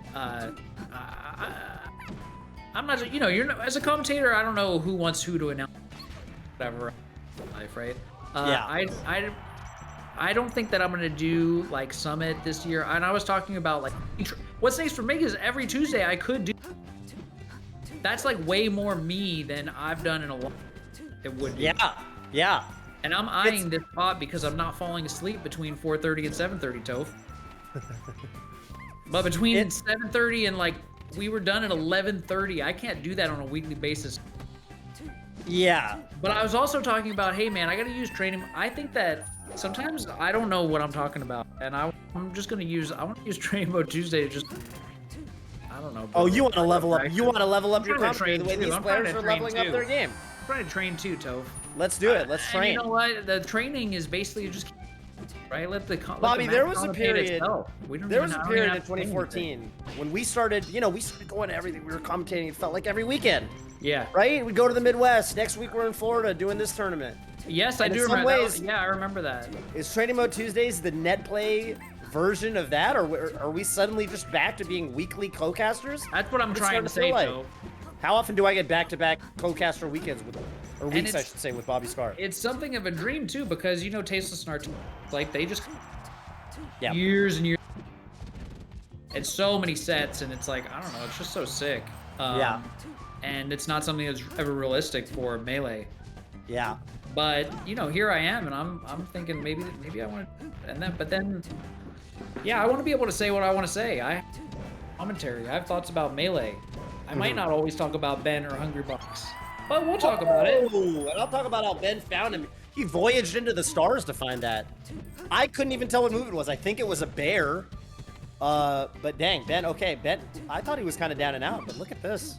No. This is what it's all about. Oh, look at HBox though. Dude, this is that HBox game. Look at that. HBox sometimes, I swear to God, if you ever, just a little pro tip for all the up and coming players out there, if you ever 4-stock HBox on Pokemon Stadium as a Spacey, just know that, see, that was HBox giving Ben a false sense of security. I would be quaking in my boots if I was Ben right now. This game meant nothing.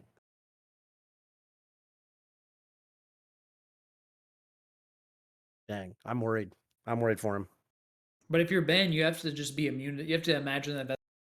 No. You have to, yeah. I think the people who have been able to rise the challenge and defeat HBox at least with some sense of consistency, I think what they have been able to do is train their own will to actually be able to take that will that it's like the Nen in Hunter x Hunter. HBox is sitting in the hallway right now, and he's exerting his Nen power. Yeah. And they can't even walk down the hallway. So thick, it's like a, you know, you can't even walk down the hallway. You can't even get to the next venue. You have to train your Nen to the point where you can just tank that. Your willpower has to be equal or greater to his. And if you can't do that, then you don't even know what's happening to you because you can't even see the Nen waves. And that's not good. That's not good. Yeah, I think Hungrybox plays a game like that. Yeah. I feel like he leaps out of himself. He's Soka sitting in the hallway, dude. He is. Yeah, don't worry, guys. We're gonna I think Scar, what Bobby was saying, you got like a nice mic, but kind of just couldn't get it hooked up in time for this week.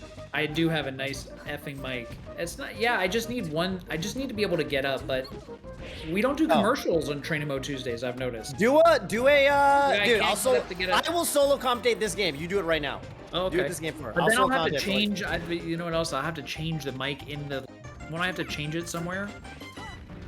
In Discord, I guess. In Discord, but if it's set to default, you're good. If it's set to default, then it's gonna change automatically. But we'll know. I'll tell you if you need to change it, because I'll be able to hear you. All right, I'll get it. I'm sure. All right, here we go. Here we go. All right, Ben. Right now, what's up, chat? I guess it's just me and you. Bobby's gonna upgrade the mic. You know, it feels, I will say just as a streamer, like it feels bad when you have dope equipment and you can't use it. It's like when you get like a cool sword in an RPG or something, but like, you know, you don't have any characters that like it's best in slot on or whatever. I don't know. It just feels like, look, might as well let me plug it in. So right now, oh, that's the bear trap. I like Ben using options that aren't grabs. So he goes for needle there. And he goes for down tilt because, okay, if you whiff the grab, what happens? We've seen it, you get rested. But if you down tilt and HBox gets a spot dodge or a grab out or something, it's not a big deal. No harm, no foul. Oh, that could have been maybe a rest. I don't know. This was the... Okay, so a little bit of old school theory for you. There was a tournament in I think it was 12, Apex, where Kirby Kaze beat Hungrybox. It was like the only time it's ever happened. Sheik Puff, it never happened back then. HBox never lost to a Sheik, right? And the big adaptation and the thing that was going around on the Sheik boards on Smash boards back in the day was anytime you think you should grab, go for a down smash instead. Just rip a down smash. That was, and it still kind of works out. Like, because you think about it, like, if you get the grab, oh, that turns everything around. But yeah, if you get the grab, you can get, you know, obviously a really juicy opening, like right there, down throw up air. But on the flip side, if they bait out your grab, you're in a world of hurt, right? So you just kind of flip the math. And I think Ben is cognizant of that. I think he's a lot more careful of these rest setups. Look at that. Even right there, he just doesn't want to challenge. I would rather just charge needles and play the platform game. Yeah, this is how it's got to be. This is how it's got to be. Especially down 1-2. I just think that if you're on, like, tournament stock, like, make HBox earn it. Like, make him work for it. I really like this adaptation Ben's made. Nice. And he knows, like, I've got sick aerial movement. Oh, hang on a minute. Ben! So close and yet so far. That's tough. He, man, he tried to be tricky. He rolled to the right? I think he was thinking that if he rolled to the right there, he might, like, slide off the platform. Sometimes you see that. Let me approach, I'm just realizing right now, let me approach the camera in this post-apocalyptic landscape that I'm in. There we go. I just want to move a little bit. Dang, I just knocked my drink onto the floor. That sucks. There's glass on the floor around me in this post-apocalyptic world. It's like it's this whole thing. Well, I can clean that up later. Maybe when Bobby gets back from his mic. But, yeah, that was too little too late for Ben. I think that was too little too late. I think if you're Ben there, I think you're going to be a little bit disappointed. But I also think that, like, you made some good adaptations. You know, you did make some good adaptations. And this is the world of hurt behind me, yes. You made some good adaptations, and I think you go into losers proud of that. For HBox, let's take a quick look at the bracket here. Dang, so Slug with the upset over Moki. HBox is not going to be going up against his little bit of a net play rival here in Moki, and also the second seed of the tournament. HBox is next. He's going to be fighting Ben. Ben is who's just fought. Sorry, Slug. And Puff Icy's, that's a wonky matchup. Puff Icy's, you know, turns into a little bit of a waiting game. This is a matchup where we've seen at very high levels, you know, HBox will kind of default to a little bit of a more waiting, a very patient style, right? Where he'll hang out around the ledge. But before we get into that, let's get Ginger with his, I mean, dude, I think this is his matchup. But IBDW, and I think especially with the fact that he just fought KJH in the Falco matchup, so he's going to be ready in a way that I don't think he necessarily super duper was some of the other times that he's actually like lost to Ginger. So I'm very interested in this set. I think this is, if we're running predictions, if the mods are running predictions in this one, I expect this one to be relatively close. I definitely think Ginger can get the job done. But, oh my god, look at this. Throwing him up on the combo and then that fast fall down or run off the side platform. That's okay, what about now? Hey, what's up, dude? Ooh, you sound good. Do I sound like I'm talking out of an Elgato mic? No, you sound kind of nice, dude. Click on, all right, I need you to solo commentate for a minute because I spilled my drink on the floor. I want to clean it up so it doesn't stain the hardwood. Does that make sense? What was it? I heard a little boop boop. Oh, what's happening now? What's happening? Right. Okay, the easiest way to tell is you right-click on yourself. Like if I right-click on myself. Oh no. You click on the wheel user settings and you go to voice and video, and then you can check on make sure your output device is whatever you want it to be. Input device Elgato Wave 3. Hell yeah. Okay. But, oh, maybe it's input device. Yeah, true. And Okay, I'll output be is- right back. I'm gonna clean the floor around me because I spilled my drink. Oh my goodness. Yeah, Man, dude. when I So, but leave, this is it's good. 2 seconds. But you can hear me? This is better? This is No, worse? you say you sound good and you're not clipping out. I would say it's equivalent exchange like in Full Metal Alchemist because Yeah. chat got to hear me for a minute or two of solo commentary. And Now they now- get to hear you. Yeah, right.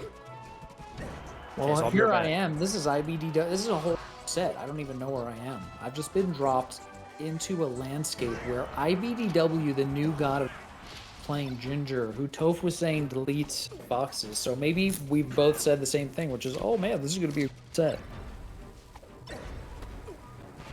But isn't that such an insipid commentator thing to say? It's Training Mode Tuesday, you know?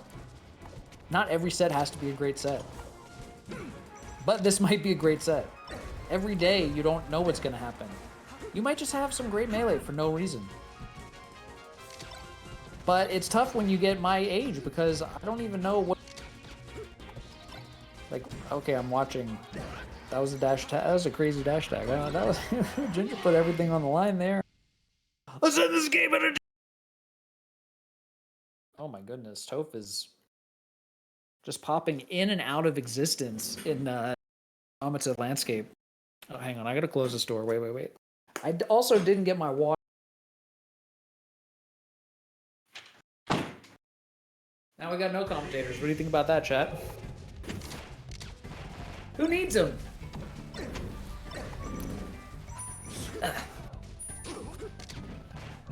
Alright. And we're back. Ginger up a game. I think that, I think it's crazy IBDW won a summit. And I think the fashion in which he won was crazy as well. I felt like he had, he just had a beautiful attitude.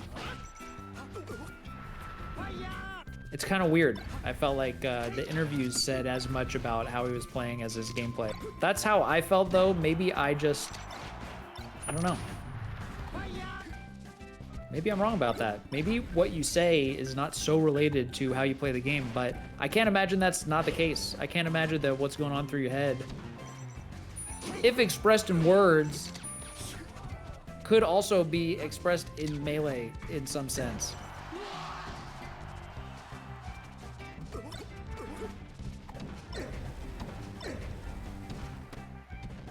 But what do you do when Ginger's playing hot? Ooh, little dash dance in the middle of that combo. These shy guys are getting clobbered. I like when things like that in this game happen.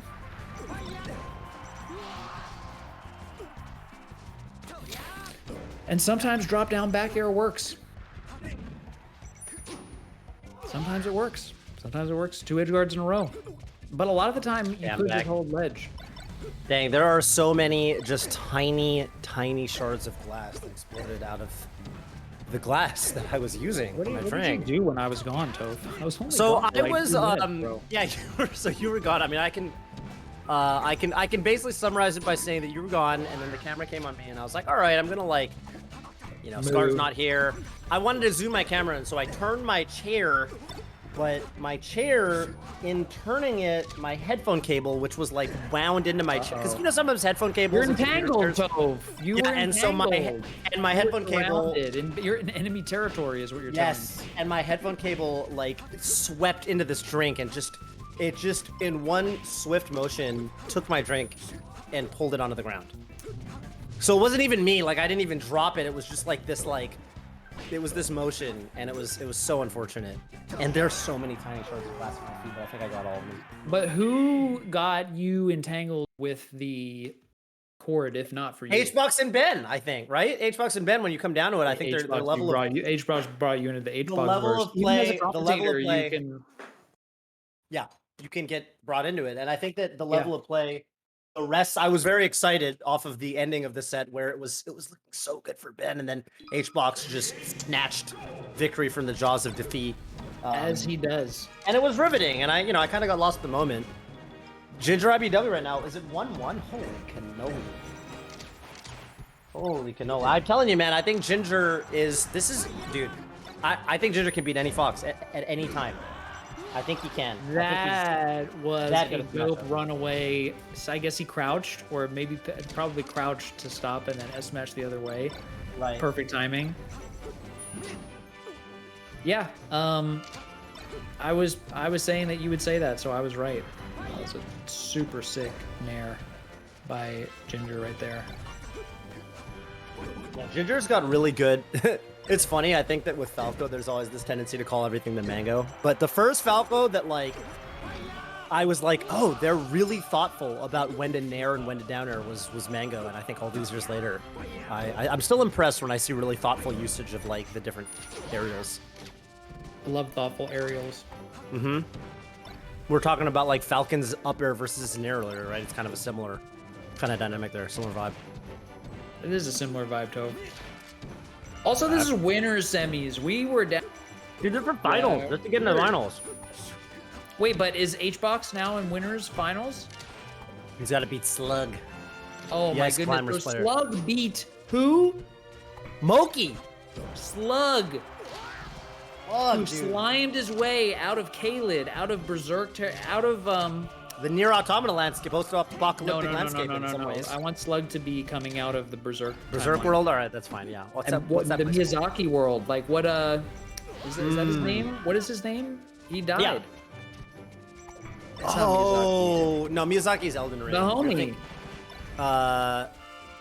Yeah, the Berserk guy. Miura, right? Miura. Kentaro Miura. Yeah. Well, what's the name of like the disgusting world? That, like, what is that last episode of the Berserk anime? Like, oh, like the world that called? That's where Slug comes from. The astral world or whatever, like the nether world. Where like everybody's.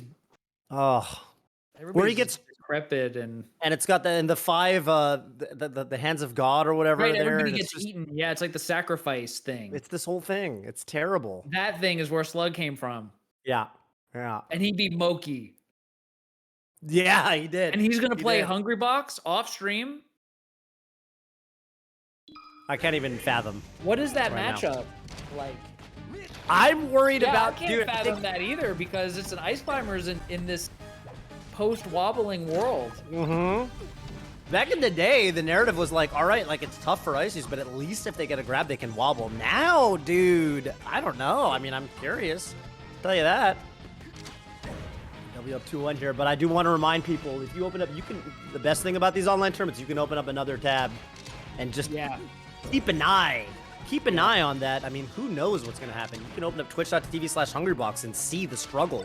And watch IBW versus Ginger out of your other eye on your other monitor if you've got 2 monitors.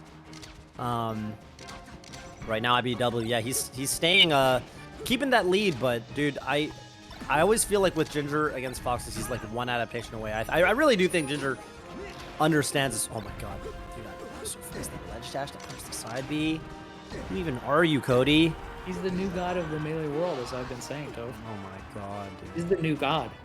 I mean, if he wins, then he is no question in winners finals.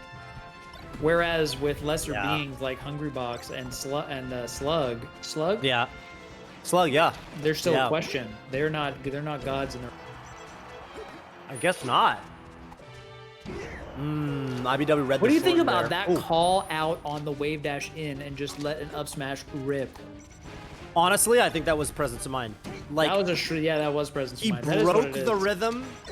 I mean, me and you, probably two of the people who have played Cactuar, famous for that the non-technique technique of standing still. And Ginger has had enough. Ginger said, you know what, I'm good. Let's just delete the rest of this game. Let's. I'll be in losers. I do not want to confront the reality of playing this game out till the windscreen. I actually want to unplug from the Matrix. Not like this. Oh. This is like the opposite of not like this. Falco was like, he said exactly like this. Take me out. Take me out. Yeah, take me out. I can't even fly to the blast zone this way. In chess, we call it it's a resign. He resigned. He said, you know what? I'll resign. I get it. I respect you as a player. I get it. Yeah, I get it. A winning position for you. We don't need to play this one out. Good game, sir. Also, And thank you, Super Bud, for cheering. cheering. 1,000 bits. Thank you for your support. Hopefully that all goes to Genesis, but I don't know. Maybe it's gonna go right into my pocket.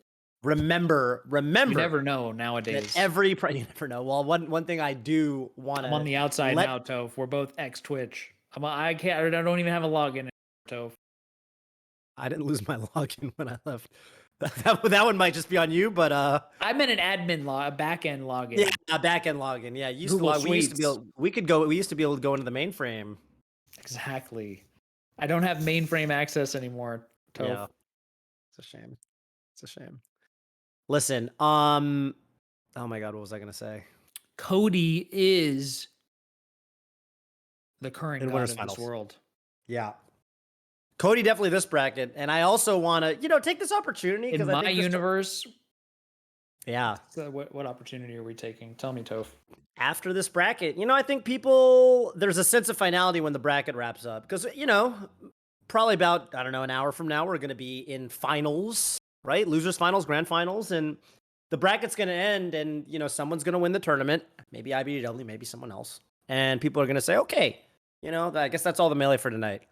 But I just want to remind people that after this is going to be the West Coast TMT, where a very special and rare entrant has decided to grace us with his presence. It's going to be Plup. Plup has entered the West Coast side. So I definitely want to say to people, hey, stay tuned. Don't go anywhere after the East Coast Totally. bracket wraps Can you up. tell me more about that, Toph? Why is Plup on the I don't West even Coast? know, dude. I think he just, I think he moved to Oregon. I don't know why he moved to Oregon. I feel like Portland's just got good vibes. There's that one donut place that everyone talks about. Probably moved there for that. It's probably a part of it. Probably a part of it. And now that he's on the West Coast, I guess he just when he enters TMT, as people do, he's gonna be on the West Coast side of the bracket. So remember, that's gonna be 7:30 p.m. Pacific time, 10:30 Eastern. So don't go anywhere after this bracket's wrapped. AKA right after this. I want to tell you guys, it's exactly right. I mean, is there usually a break between? 5 minutes, 10 minutes. No, I don't I think- mean between East Coast and West Coast. Like, does East Coast go till 7:30 sometimes? I bet it does.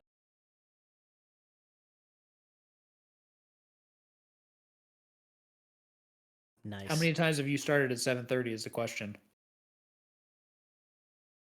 Okay. Thank you. Thank you. This is what the project manager in me says, that no plan is correct unless you've assumed something will go wrong. Oh god. Well, how does that say go? In every plan from that I've ever made, I assume that one major thing will go wrong, probably one order of magnitude away from the truth. Who's not telling me? The best. Who doesn't know what they don't know? Tell me what you don't know. God damn it. The best laid schemes of mice and men oft go awry. Oft. It is oft. It cannot be oft. said to be any less than oft, Toph. That's what they say in that book. I think it's called Of Mice and Men. So, but it's cool to have an aspirational time, right? 7:30 is when I mean, it's more or less 7:30. So it's pretty good. Yeah, I've come to respect aspirational times because the thing is, it's like, all right, they're probably not gonna start it at 7:30, but at least by saying we want to start at 7:30, then at least you're gonna start at 7:45 or whatever. But if you don't know at all, then the ship is just sailing into the sunset and no one knows where it's even headed, right? So, which I bet is off to happen. Me too. I bet it was a learning for a lot of people who went on long sea voyages as captains. It's like, hey, I'm not sailing this ship unless I know exactly where I'm going. Yeah.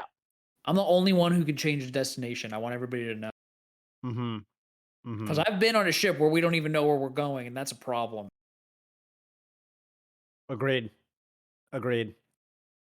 Well, is our next set going to be Hungrybox versus Slug? Is that what we got for us now?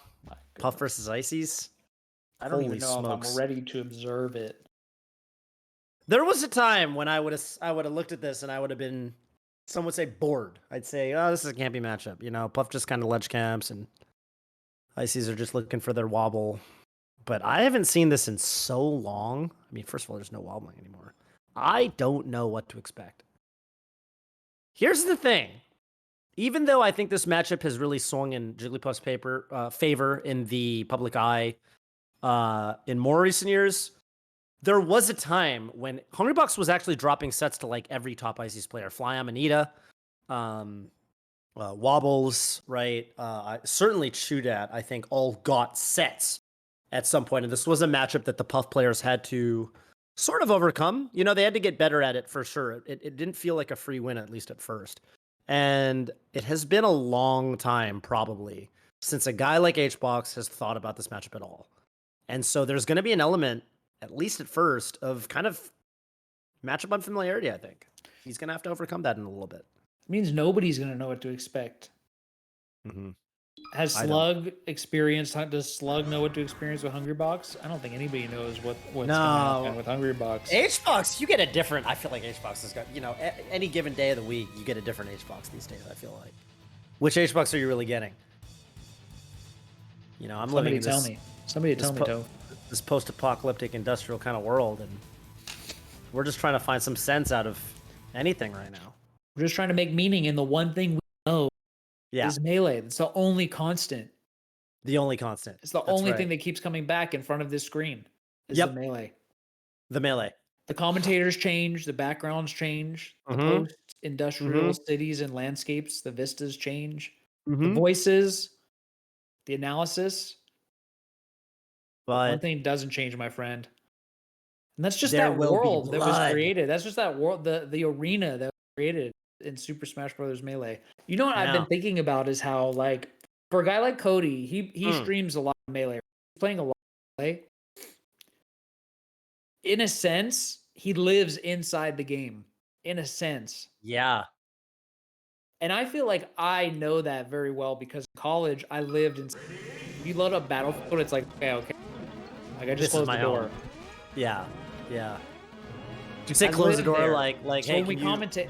Yeah, it's kind of like, all right, you show up in Battlefield and you're like there, you're sitting on Battlefield and pretty much. I've been waiting for the characters to show up. Yeah, what a way to start.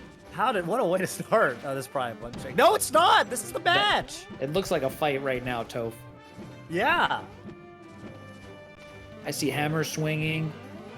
Look at this pace from Slug. He's really... Every little grounded movement is intense. There's just the sense of intentionality. And HBox, it is stock one of game one, and HBox is already playing the platforms. We might be in for the long haul here. Look at this. Look at this. He's... Oh! And he works his way in forward throw. And Nana, you gotta save her, but no, you can't. Slug knows. No, so I don't think even. The rule there... Don't go out of your way for Nana. Don't go out of your way for her, especially because I think there... This is how I play it, though. A lot of players hecka go for Nana. It's like, oh my god, I don't really care. But yeah, in a post-wobbling world, there's a way that sacrifice Nana. I don't know. I think you gotta really evaluate, like... I think that works on both sides, right? As the ICs player... Do I save Nana? Is it worth it?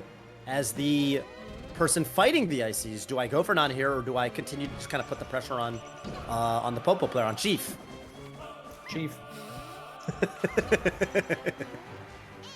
Yeah, back up really. That's your turn, right? That was definitely yours. And I just said yes. I said just ship it, dude. It's too good. Yeah, Chief and backup. I love Chief and backup. Yeah, maybe it was me. I don't know. God. It was us. It was definitely on like a melee and on me. You and somebody else. I think it's a nice, it's so direct. Oh my goodness gracious. Okay, they get the first kill. Boom. Boom. That up smash. And we're slowly just working these characters on the side of the screen to sort of reflect the state of reality. Right now we found the Jigglypuff, but we've assigned it to Slug, and we're gonna, and now we're gonna swap them. In one fell swoop, we're gonna make everything right. That's right. But what's in the middle of the screen, Toph, is always right. Yes! That's the state of reality. We're just trying to reflect it. You see how Slug... This is kind of the... I guess the ICs that this the most reminds me of was Fly Amanita, where I feel like Fly Amanita was, like, kind of always playing Sopo. Yeah, and Nana's just like... She's like a nice to have, you know? Sopo's he's the MVP. The minimum viable product. And the most valuable player for what it's worth. He's actually both MVPs. These wave dash back grabs are so slick by Slug. Yeah. They keep catching me by surprise. Like climbers can wave dash into a turnaround grab. It's like whew, it's really far and fast. Can you find one? Oh no! Is that so bad? Oh, if you miss a wave dash, it's so bad because you get no punish. No punish. Okay, now throw down or back air. We needed that punish, Toph. Nice recovery there from Slug. Jeez, Louise, he's got to work. That's another thing that kind of stinks about just having Chief, not having backup, is that yeah, your punish gets worse, but like your recovery gets worse. You can really rinse and repeat the edge guard against Chief. But look, Slug crawled out of Kaled, okay? I'm just going to use Elden Ring terminology, but you can imagine it's a Mirasum. This is disgusting. He crawled out of it. He's used to this kind of scene. You have to be, I think. Yeah, dude. I mean, this is just what it is. So if you're not playing Ice Climbers in this world and living to tell the tale about it, if you're not in this exact situation. Dude. That told me everything. When HBox had the advantage, and he just sat on the side platform for like 2 seconds, like, dude, I am big chillin'. You ain't got right now. Oh. Okay, you need something here. Wait a minute, though. That was a lot of damage. I'll show you what I got, my friend. Don't mess around. Now I got 2. I'm used to playing with 1, but sometimes I got 2. I could be nice like that. You didn't even know that 4 was coming, Fox. You didn't even know. Didn't know that one for sure. I'm telling you, Slug has just seen things that are so much worse than the Hungrybox world. Slug is... Ooh, that is going to do it. What can you even say about that interaction? He sniped him out of that shield, dude. Nana's going to make it back, actually, which is... 27-47. This is game 1, Toph. This sets the tone. And I've got 2 climbers on the board, my friend. Slug has an advantage right now. They're linked up. Yeah, he's winning the percent war. And we've seen that he can even take these stocks with Chief. So, he's looking good. How's HBox going to respond here? We've truly gone back to the world of backup being a backup. Yeah, you can't save her there. It's just not worth it. It's too risky. Slug's going to do this one alone. Here's the battle. We're fighting 73%. How high? See that turnaround grab? Ooh, it's nice. Oh, down through forward air. I think maybe at this percent a back air might do it, but I don't know. It's hard to find those back airs. Yeah. Oh! You see those grabs, dude? Oh! I've been telling you. That's slick. Because he's threatening back air. When you got your back in that particular situation, my brain is thinking back air. And he gets the back air, but off of the craziest grab. Off the grab. Yeah, wave dash back, turnaround grab, real quick. Real quick. On a weird timing. Not on a beat that I'm ready for. It's the Slug beat, dude. I'm telling you, you have to be down in this gross, disgusting world. You're covered in blood. Everybody's like, ugh, like, I'm sick of watching this. You're losing so bad. Like, let's just stop. And that's where the story begins, Toph. Right. You just have to be ready to... you have to be down to fight in that element. And that just, because you can't give up there. Because, I think if I'm and I don't even have my backup, this game's over. I'm done. It's got to feel so terrible. See, this is where it starts. This is little where situation. It starts for Slug. On Dreamland. But okay, I mean, he's working with the 1 game advantage here, so... Super doable. I don't know that Slug is... I don't know if these 2 have fought in tournament. This game on purpose because it needs to be a harder story. Maybe that's... Yeah, I don't know. You know, we can't be up a game. Chad, I want to know if there's anyone out there like Chroma who's a member of Melee Stats. I want to know if these 2 have played before and what their record is. I'm just so curious. I guarantee they've never played before. Dang. Oh, that air dodge was smart, but it's not going to be enough. All right, well, back's back. Really need to wait out the pound there. Man, a puff at 74 on this stage is like nothing. If I'm remembering what it was like on Stadium. Yeah. Oh! Okay, That that's a win grab. condition. If you can get a grab and you've got both, then give me a smash attack on Puff. We will definitely... Man, it must be so nice to just have an upward KO move. Yeah. I always think about that. Upward KOs are... man, I'm so jealous. They cheat the, the edge guard system. Yeah. Right? They kind of cheat that. Everywhere is good. That. Yes. Yeah, it's sick. Conditional, of course, for the ices, because you do need both of them. You need synced both up. of them, that's right. Linked up and synced up. But it's brutal if you have no kill moves and like, I don't know. Yeah, it's one card, and if you play it in that perfect. I'm playing Pokemon trading card game every once in a while with my brother-in-law, who you met now. Yeah. Professor, the teacher. I don't know what you call him Professor. I'm gonna call him Prof. Can I call him Prof? That would be confusing, wouldn't it? Can I call him Teach? We literally just call him Teach. Call him Teach. I'm gonna call him Teach. I've been thinking what his Smasher name could be because I think he might come around and stuff. I'm gonna call him Teach. We call him Teach, dude. I was talking to Magi about him. Because he was at the top 8 and we were watching this, me and Andrew sitting next to each other, and he was getting loud, and Magi was saying he's got a lot of energy. He's got a ton of energy, and he does like to get.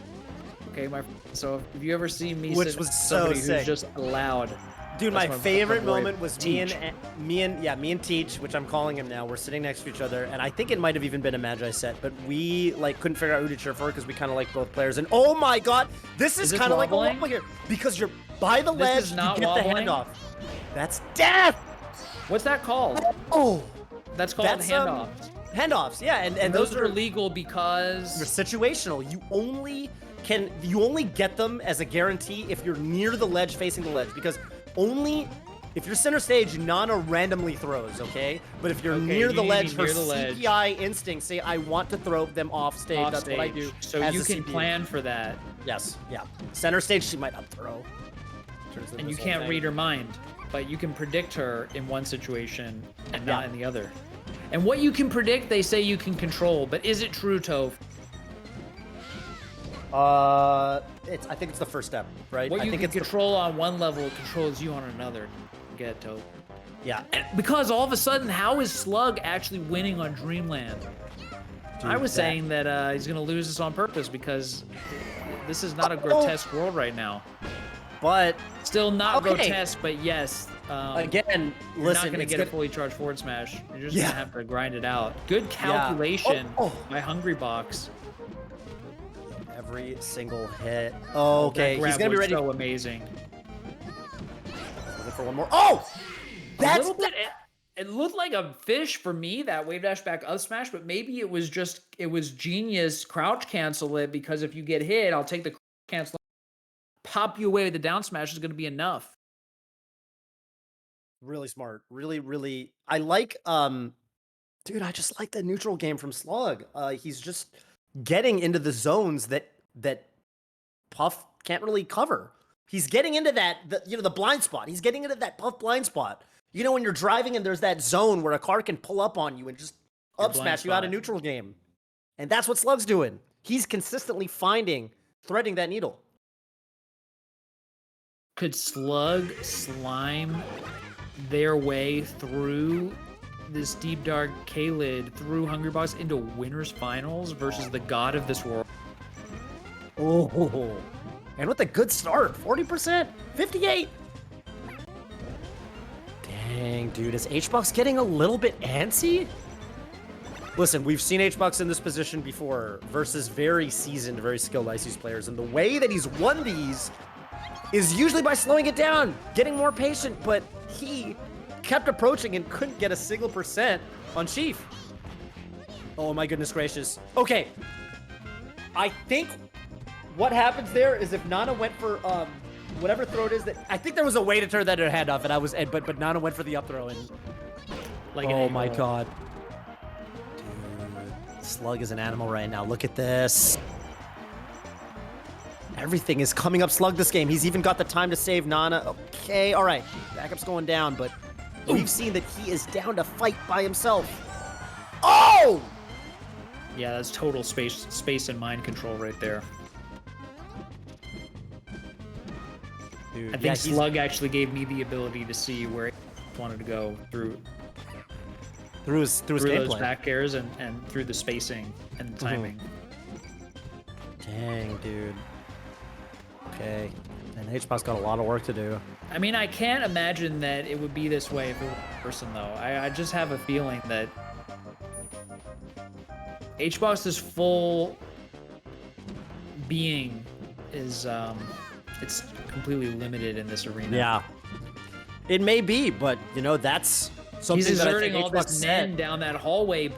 When you could play via Wi-Fi, Golem doesn't care about the hallway. He doesn't even... Yeah, he just connecting to any plugs computer. In. HBox, I think that's I think a challenge that he kind of set for himself. Is I think he, you know, he came out of what it was at Summit 11, getting third. You know, really impressive performance. Entered a net play tournament that week. He said, I don't just want to be IRL, you know, Nen Aura guy. I want to be able to do it in circumstances. I want to push myself, and I think right now, if he's going to be the protagonist of the tournament, he needs to find a way to exert his will, even in spite of this barrier. Oh, that down smash. So, you know what I'm realizing? Is that sometimes the stories write themselves, but sometimes we have to get in there and write the story. I think this story wrote itself with Box. Do you know what I mean? It's just so easy to pick and choose and cherry pick. Because I sometimes feel like, you know what I mean? Like, if you say, the more we repeat, the mere idea that Hungrybox is disproportionately affected by in and out of tournament, like the more people are looking for every single because the more we're talking about it and the more it's this kills though, right? Okay, keep going. But it's not our fault if it writes itself, but at the same time we got to know when I feel like I want to know when I'm being written versus when I'm writing. And what do you think is happening right now? I've been thinking about the Melee story a lot because I think in the past, I don't know, I would just sort of say stuff. I would just, I don't know. I was just talking about the story of Melee from my own perspective, I guess. But people resound with that. Well, when it's in sync though, Toph, it's always got to be in sync with the reality in front of our face. So, and that requires investment of time, energy, thought. Anyway, Slug's nuts. But I was just thinking about how it's so easy. The story of Slug right now is a gritty, blood-covered Icy's guy who's kind of honestly washing himself off. Games 1 and 2 looked like, well, slugfests. Game 3, he doesn't have backup right now, but he's looking clean. He might just close this out, like, and kind of brush off his shoulders. Is that what's just gonna happen? Is that not quite? But dang, dude, if he two-stocks HBox on Dreamland with the 3-0, I don't care if it's online, offline, on a monitor, on a CRT, on a... Well, also, oh my goodness gracious. Look, Slug, just closing it out with that, that slug of it is a slug combo. Beat Moki on the way, is about to be in winners finals. This is crazy. This story is a punctuation mark. There you go. That was a punctuation mark of 3. Hey, 3 games, Toph. Dang. 3 games. What a run. And it's not over yet. Listen, I thought HBox what will was Slime have to say against the god of this world? Yes, IBDW. That's the There is a golden representation of IBDW. It's in the exact shape of Fox, made out of gold, and it exists in the Melee. It exists in the Meleeverse right now. I can feel it. It's just like this idol of power. It's like oh man. I don't even want to like say it because it's like this crazy image, but I'm just thinking about You don't even give it. I'll just say it. I'm in the world of Nier Automata. I'm thinking of like when Adam comes out and Adam quickly turns into this like perfect being, and it's just that's like, IBDW. oh my god, yes. And Slug is gonna have to somehow overcome that. What can Slug say about it? Crawling out. That's right. But doing the best he can. That's Surviving. The loser, of course, of winners finals is gonna have another shot. We are moved fully, by the way, as I examine this bracket. We have moved fully into the top 8, with some of the top 8 matches already being played out. KJH defeating Gatsu, but getting knocked out in 7th place by Zuppy. And Zuppy going up against Hungrybox for 5th. Dang, Zuppy. We've got Moki and Bobby Big Balls. Moki is up 2-0. And if Moki is able to triumph there, he's going to move on to fight Ginger in losers quarterfinals. So the players still in the tournament: Moki, Bobby Big Balls, Ginger, HBox, and Zuppy, rounding out our top 8 today. Insane. Also, if you're enjoying, be sure to support us and the crew at Genesis by subscribing to the FlyQuest channel. If you've got a free Prime sub, we would be honored to have your support. All donations and subscriptions go straight to our friends at Genesis. That's And right. if you could also help by heading on over to youtube.com/FlyQuest and subscribe there for these TMT related highlights. That's right. That's And right. you That's can follow exactly at FlyQuest anywhere, like anywhere. It's just at FlyQuest. at FlyQuest. Pretty much everywhere. Why that is Twitter, cool is because Instagram, TikTok, they probably will maybe. continue to support us as we support them, and it's dope to be here right now. It's dope to have a weekly. Thank you. Thanks to FlyQuest. Thanks to Ghidorah and the community of, because yeah, if you think about how much of this, it's kind of a crazy amount percentage wise. We've done some real labor, some real technology work as a community. Nintendo has not helped us with that. So thanks to FlyQuest, and also they are, a part of a very large effort to bring high quality Super Smash Bros. Melee gameplay to all the people of the world who want to watch. You can just go to Twitch and watch some dope Melee from people who dedicate their lives to the craft. Yeah, which is like an infinitely deep craft. It's crazy. You can go and go and go and go. 10,000 hours might not be enough. Toph, are we going right to winners finals? I'm worried for Slug, but I guess if he's ready, he's ready. If he's down, he's down. And Slug, he's got his work cut out for him. Not only is IBDW the golden god of this landscape, he's also the most recent Training Mode Tuesdays champ. He won last week. He's on a hot streak right now. Some stories write themselves, Toph. Some stories write themselves. And I know, I know this because I just happened to be tuning into a stream one morning, and he ran into Slug on Unranked. Oh. And they played a set. Okay. And I think Slug looked pretty good, but IBDW was able to close that one out. And I think with Ices, they are the kind of character where if you've thought about the matchup recently, you're in a much better spot than if you haven't. And I think that IBDW is going to have an element of readiness that I don't know if we got fully from Hungrybox. Really thoughtfully put, Toph. I like that analysis. Also, would you say that Fox is good versus Ice Climbers? I heard that. He's pretty good. The thing about Fox Ices is I think that there's always kind of this, I'm not going to say debate, like it's not like people are heatedly, vehemently discussing it, but I think I think debate's a fair word.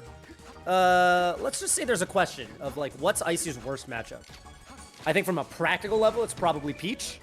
You hear Peach thrown around a lot, but I think on a theoretical level, on an ideal level, it might be Fox. Granted, I think the game plan's more difficult. Of course, there's more ways that you can mess up. I think the average Ices is happier to fight a Fox than they are a Peach. I think Peach can just feel very miserable sometimes. But when Fox plays well, it's just bloop, bloop, bloop, bloop, bloop, and you got no backup, and pretty soon you're not going to have Chief either. So... that's not good. I don't like a matchup summary. Yeah. Fun game, Super Smash Bros. Melee. Fox is your Ice Climbers versus Fox. Here's what's going to happen. They're going to go bling bling. Yeah. All your lives. This matchup has been, I think, what the fuck? I don't want to play that game. It's really... I think the thing about Fox this matchup is you can really... There are many playstyles you can use to dismantle the Ice Climbers.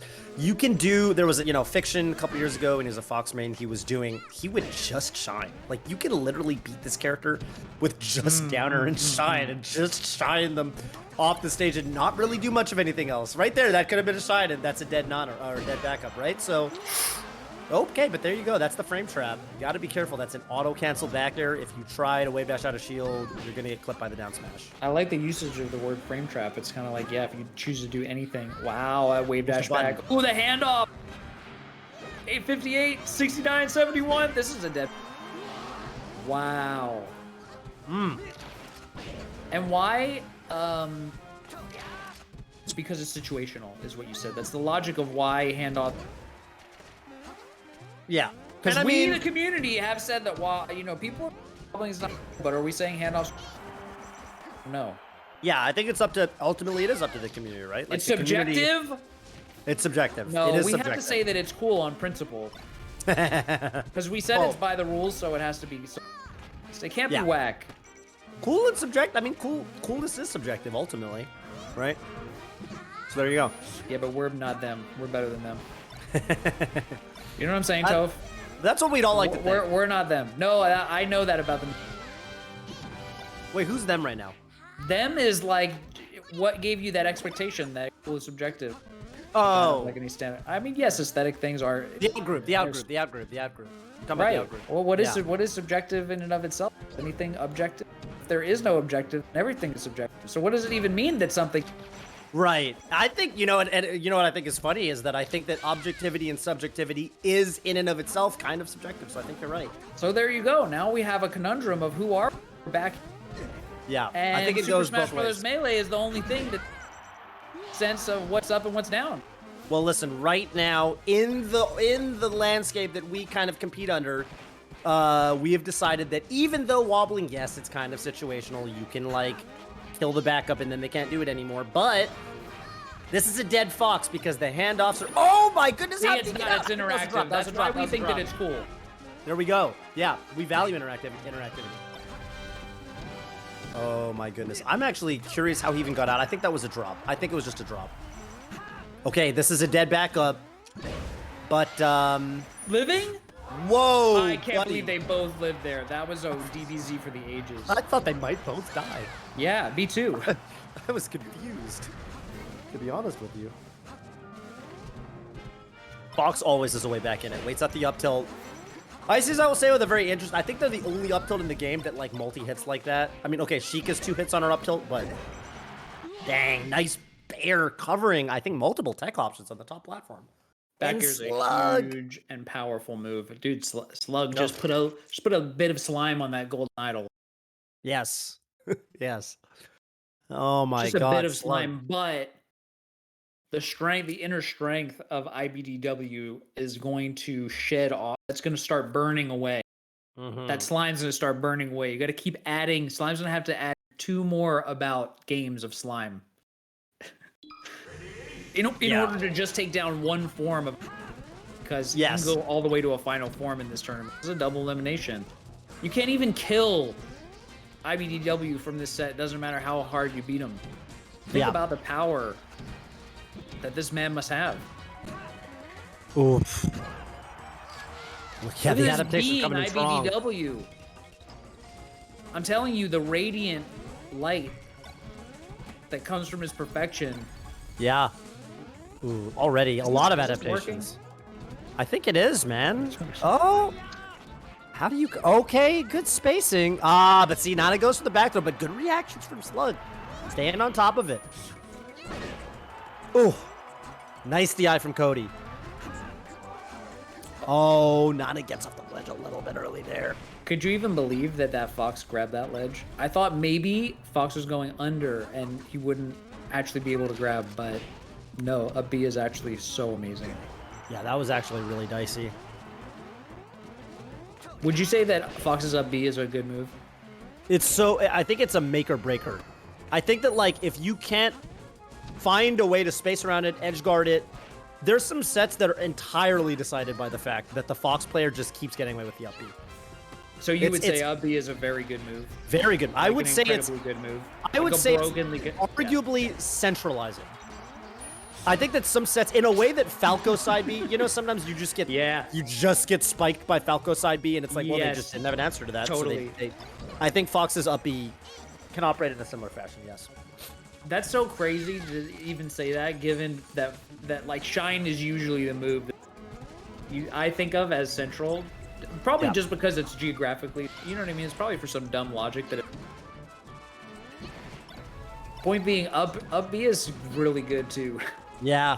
Yes, it is. Like if I could trade Falcon's up B for basically Fox's up B, I would make that trade. I wouldn't think. I think everyone. Yeah, I think I think you have to make that. Could you imagine if Falcon's got Falcon kick and Fox's up B? That's outrageous. Yeah, that's arguably too much. That's crazy. Fox that's is arguably too much, Toph. Well, by itself, yeah, the up B is ridiculous. Arguably too much. Well, Slug is trying to dismantle this stock right now. If there's no combo drop this here, is called a handoff. Boom. Toph, you taught me so much about ice climbers now, and I know that the reason why that works is because they're closer to the edge. Therefore, you could predict what way Nana's going to throw. Yeah, that's why you could do that handoff. Back up! Ben is dead. He's gonna have to do it alone. And Fox is only at 18%. This back air edge guard might be a rinse and repeat. Oh my god. Whoa, the spacing. Magic pixel. This is a magic pixel. Oh, And the smash you had to get out, but no fast fall. That's not gonna work. Good. I know that air dodge. We've seen it. We've seen that it all one wasn't before. gonna work. But that was a close battle. Yeah, I would say 1-1. the field is yet wide open. This is a Mada Wakaranai situation.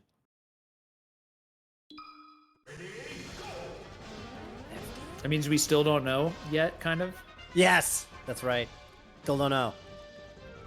Can't be said. It can't be said right now. It can't be said. It could be said, but it wouldn't be it. Yeah. It would just be said.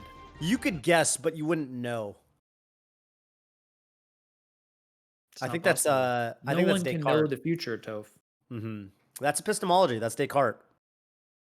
Descartes apparently whack. Probably, but you know, he probably said like one or two things. The analysis that I currently the hemisphere hypothesis. I've heard Descartes is whack. Yeah, I've heard Descartes is whack. Descartes is whack is where I currently. But the one, the specific thing is that when people say, "Oh, I knew that," it's like you didn't really know that. You guessed it. That's right. It didn't. My You kid didn't says know it that until all the time. It's like I knew that Because he's like, still figuring out what like you just thought.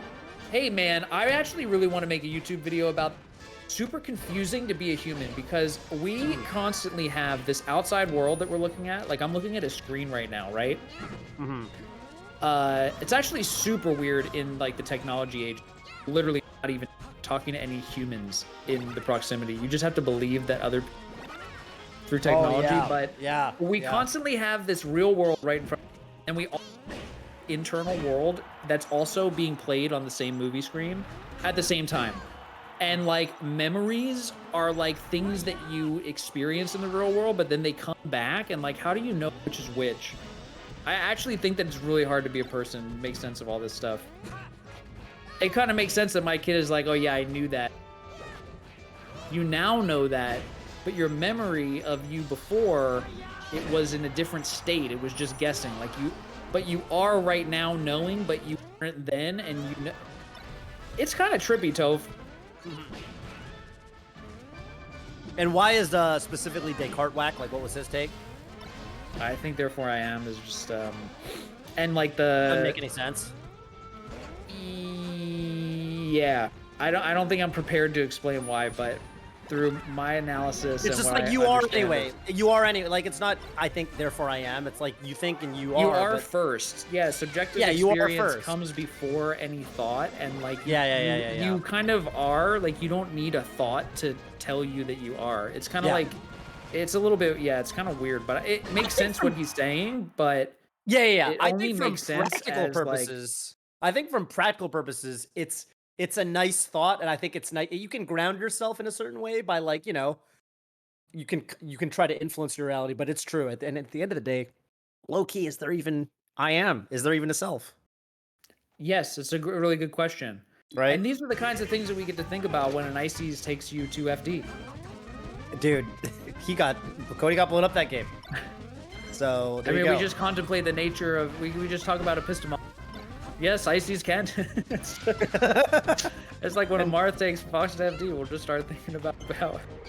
I just like watching Tasteless Artosis. They just talk about anything during the build phase. We don't have a build phase. Yeah, we don't. But you could argue that our biggest build phase is these hard counterpick stages. I've never liked hard counterpick stages, Toph.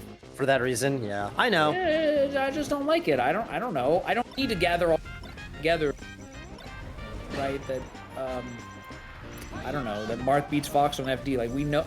You know what I'm saying? Like we don't have to rehearse it so much. I get it. There was somebody, I think it might have been like Claude. Who was it? There was some Peach player that I think it was back in the day, back when there were like wackier stages, and I think that this might have even been Hugo Hugs. I think there was a tournament where, they got taken to Corneria or something, and they just said, okay, I forfeit this game. Let's go to the next one. It's my counterpick now. Because they agreed with this. They said, no, we don't need to rehearse it. You win. Right. You have won your counter pick by picking Corneria against me in Fox Beach or Fox Samus. I think that makes sense. I feel like I would want to, if you really want to be an a-hole, you would.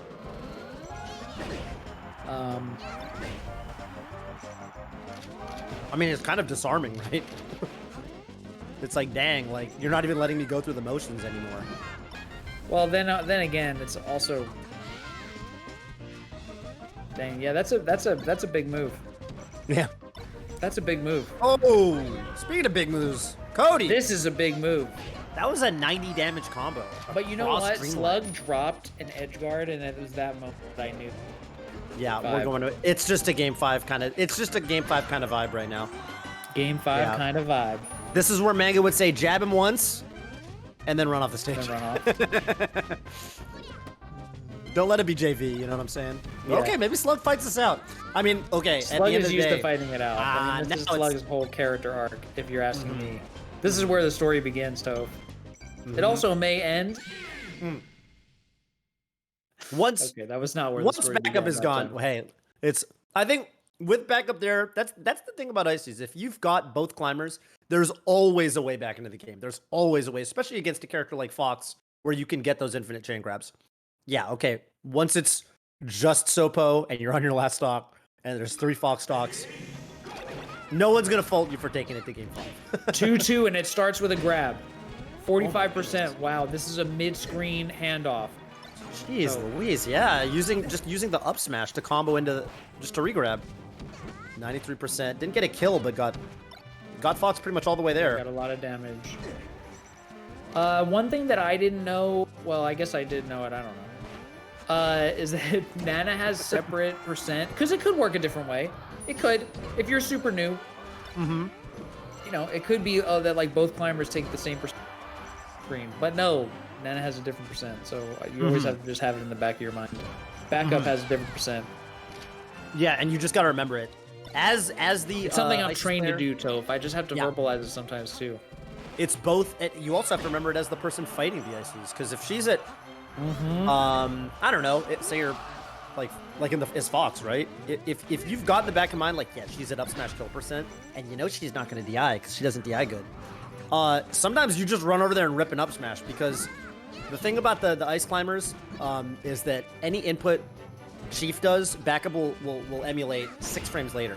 And so if you run up to them, if you just pull up, they're usually not going to be able to react in time to actually get a shield up on backup. And you can take some cheeky stocks off of her that way. Ooh, big whip punish. Okay, what do you do right there? You've killed Chief. Backup is falling gently. Do you kick her or do you run away from her? Because I learned to run away from her. She's scary, dude. Oh, really? She scares me now. I used to kick her, but yeah. What the? You're right to run away from her, but you out of your mind? I'm scared of that fool. Yeah, sometimes she does some crazy stuff. She does. Oh god, oh, this is a grab. Oh my god! Whoa! Wow. Whoa! Reaction tech shade.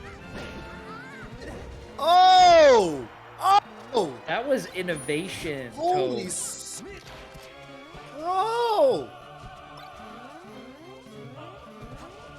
Yeah, I have not seen a combo like that ever from Ice Climbers. I've seen some dope combos from Ice Climbers, but a handoff and the up smash and then that little bit. Like weak up air to get the regrab. Pretty good looking. Oh my god! Oh my god! Oh my god! No, oh my god, no, the golden god of this world is getting ended right now, Toph. Oh, is he dead? His first form shatters. Oh. And falls into the loser's bracket to rematerialize later. And on Slug's part, Slug has fought through Moki, Hungrybox, and now IBDW to be in grand finals on the winner's side. He has armored himself. He's encased himself with the gold, and now there's a golden Slug standing on top of the world. And now with Cody, if he wants to crawl through losers and take down Slug, now he's gonna have to fight through 2 forms. It's gonna be 2 forms of Slug. A Slug. And you got to realize that Slug already has post-apocalyptic Ice Climbers dystopian landscape as his birthplace. Yeah. So, you know, this winter circle of Training Mode Tuesdays like a walk in. Gotta be. Dang, Wow. dude. What an epic Unreal. training mode Tuesday. What was he? Okay, I'm looking at the this, I'm gonna try to figure out the seeding right now. First seed, Cody. Second seed, Moki. That means Slug was the seventh seed. Holy smokes. The seventh seed, but he's taken down Moki, Hungrybox, and Cody. I mean, I would say what? 3 top 10 players easily. Boom. Boom. Boom. Dang. The slugs. Ooh. Thank you, Birasmu, for your subscription. That money's All going to Genesis. subs and Prime subs, not especially, but Prime subs are dope. They go to support Genesis. So thank you very much. Crazy.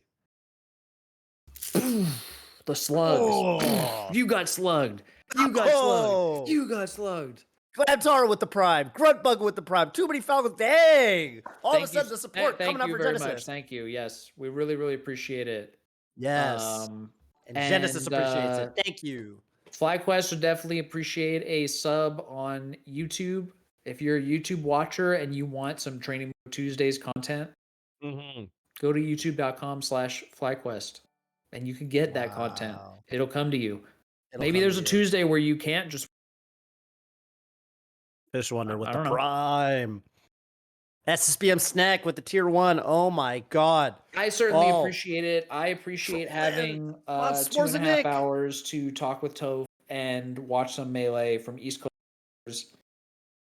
I definitely am about that. So I really appreciate FlyQuest, as well as all of you, the people, as well as just the whole Melee community for continuing to exist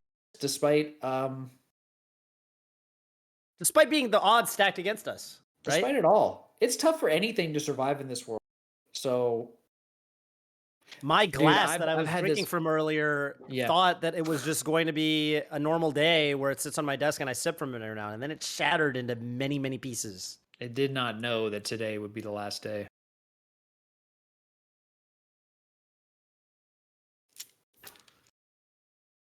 Slug top 10. I mean, listen. I think we're going to have to wait till offline.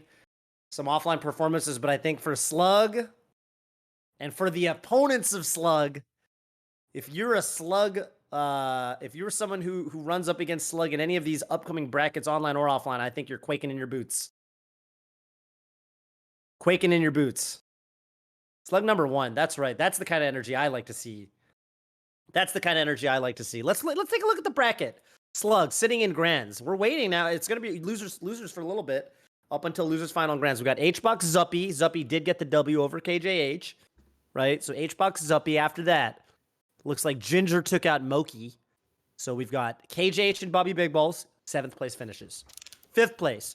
Moki and the loser of HBox and Zuppy. The winner will be fighting Ginger, and the winner of that will be fighting Cody. Only a few sets left to close out this East Coast and very, very stacked Training Mode Tuesdays. Holy cannoli. All right, my voice was breaking out. Did you know, Toph? Every now and then, but you betrayed me, bro. I'm so good at. What do you mean? I didn't want to call attention to it because it's weird. You should tell me though. It's Tasteless and Artosis vibe. You got to tell me because just like I'm telling you now, I want it all to be out in the open, Toph. I don't want there to be. This is true transparency. There's no such thing as a backstage. There's no dirty laundry. They're in on it. I honestly think that I didn't. Is it better now? I changed automatically. But I thought it was everybody fine the first knows time. Discord has some weird stuff. I changed it to the mode where it doesn't filter automatically determine input sensitivity. They think they're smart, but apparently they're not smart. Yeah, I guess you gotta turn that mode off. I honestly didn't notice. I think I've kind of trained myself to read in between. I've gotten good at predicting what you're gonna say anyway, sort of like, I can finish your sentences sometimes. So I legitimately couldn't tell. I thought you were fine. So I guess I'm just saying that. Well, then that makes me feel better because if you think it's fine, then it is fine. That's how my reality is determined. I think you sound great now. But I thought you sounded great from the beginning, so I don't know. I'm just gonna take your word for it. I know what I've been watching has been great. Let me see what chat's saying. Sounds fine. He fixed his voice threshold. He's on the Bobby wavelength. Yes. Am I allowed to be on the Bobby wavelength? Tasteless Artosis and Scartova are the best casters of all time. Thank you, A. Croik. Hell yeah. Bobby's hair looking amazing. Beautiful hair. People's champ. No, you're all too kind. I tried to change my Twitch username to twitch.tv/peopleschamp. You can't do it. Oh, I don't know. you can't do it. Why not? Oh, because it's an The emote. bots take it. The bots take it. No, it's just some random account. Oh. But every username's taken on Twitch, right? You can't get any usernames. They all. If it's super inactive, maybe you can I talk to couldn't. partnerships and they I just couldn't. Well, I can't anymore. dang. All right. Well, we are going to check out HBox versus Uppy. It is a little bit underway, but we're just gonna watch via, I think, I guess All via good. HBox's stream because I see the And little so beautiful. cool. Well, yeah, This I is meant link it losers' into quarters. losers quarters. Yes, Fox Puff Zuppy down, but you know, not out. Still early in the set. Man, Fox Puff. Fox Puff. So we were talking about HBox's. Didn't we have like some rhymey thing for it? It was a boss rush. The boss rush, Was it a yes. boss rush? Zuppy is the box fox, yes. Okay. Zuppy's the box fox, but Box Fox is the first boss in the Hungrybox boss rush. yeah. Boss rush. Oh, dang, he's back in it. He's back. He's totally back He's in back it. in it, yeah. What the heck? He was down a lot. Now it's an even game. HBox, you got to stop holding in there. I think the thing about this matchup is if you ever take the brakes off, it's so ruthless. There you go. And just close it out. Yeah, tap it in. No. HBox taps it in. Zuppy unable to bring the game back, but I do think that was a nice adaptation in terms of the game plan. That's game one. That's game one. It would be Zuppy, and then is Moki still? Who's? I need to just type bracket in the chat. It's Zuppy. Well, winner of this is Ginger. Ginger. And winner of that is Cody. Wow. So this is the gauntlet. Right. We've got 4 matches. Yeah. Stacked up. This, then Ginger, then IBDW, the Golden God in his final form. And then somebody's going to be playing Slug. Dang. I'm so, dude, I feel like what I expected to happen is just totally not what happened. I mean, I would not have predicted Slug and Grands. I wouldn't have. But it had to go that way today, Toph. Yeah. An Ice Climber had to make it to Winners Finals on the East Coast side of FlyQuest X Training Mode Tuesday. Mm-hmm. Oh! Zuppy. All right.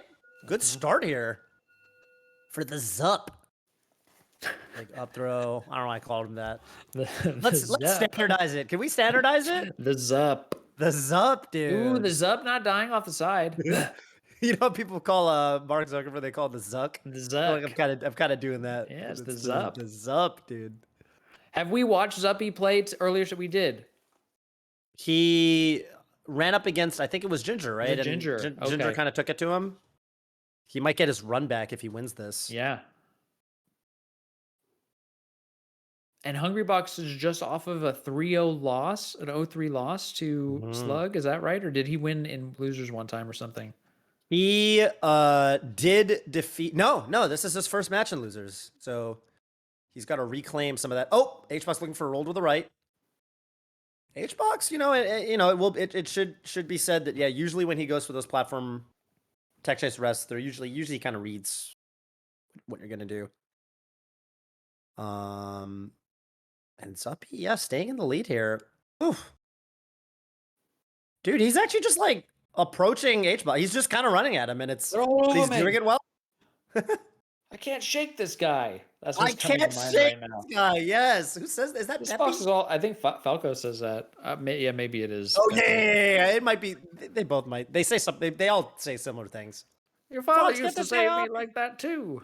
I think that's the line that Pepe says. Dude. Falco's, man. I've gone so long thinking of Falco as a Super Smash Brothers Melee character that I forgot about him as a Star Fox character. Yep. He's just complaining the whole time. Yep. Something's wrong with the G diffuser. It's like, dang, I don't even know what that is. He's cool but rude. He's the Raphael archetype. He's cool but rude. Yeah. Is I've been Donato talking about that into? with Donato. Yeah, we're definitely into Mhm. Teenage Mutant Ninja Turtles. That song is a mainstay. Is that just a timeless piece of media then? Teenage Mutant Ninja Turtles? No, it Because is definitely a product of its own time. But there is something wow. about it that that resonates. Oh, Oh, what is happening Smokes! right now? Right Dang, now is really important. There's H-Box some got out of like 3 scrambles that I thought should have just been converted into up smashes or at least up throws. that was some tomfoolery, Toph. Tamu? Oh man. Look at these nairs. Zuppy is so freaked out. He's been brought all the way into the H-Box universe, in my opinion. No, living. I hate when that happens, Toph. It must feel so good as a As the floaty when buff? that happens. Yeah, it's like, Yeah. oh, I just barely hung on. Oh, that's Oh my god. oh, that I crouch think you did a throw cancel. here. Okay, good roll. Jeez, good tech roll from H-Box. Oh my god. Zuppy keeps running at him. Zuppy, chill. Yeah, Zuppy Or is not not, I chilling. guess. Down throw again. Okay. Oh. Each time you get hit is so devastating. Oh, No, ooh. Zuppy. Oh. No, the DI. Where's the DI? Oh my Wow, god, he's he's living. Oh my goodness.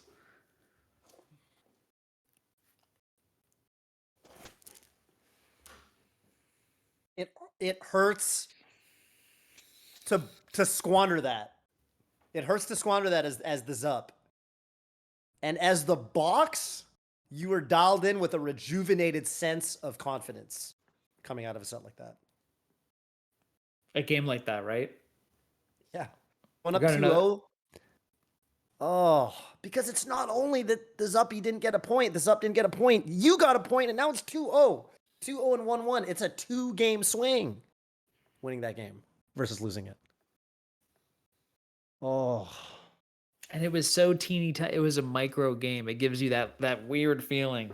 Everything was like, ugh. Ah. But you really feel like it was squandered? I felt like it was. It wasn't clear to me how Zuppy. I thought that H-Box made it really effing hard. Oh, he did. He did. Squandered might not be the right word, but I'm just curious because sometimes it is a squander. You know, I'm not afraid of calling it that if that's what it is. if that's what it is, I think in some ways it. Oh, you can charge up smash. Okay, gets the kill, but I don't know. He You could offered charge up Xbox smash there. Yeah. Yeah, he just offered him a lot of chances to SCI. Oh my god, runs into. And see, that's the thing about the one thing that I kind of don't super like is I feel like Zuppy's got a rhythm to him that HBox is really clued in on. He's been running in, dude. Could somebody clip that? That was a crouch cancel on the platform, but it was just looks so boss how Puff took that hit of Nair and like grabbed Fox. Mm. Mm.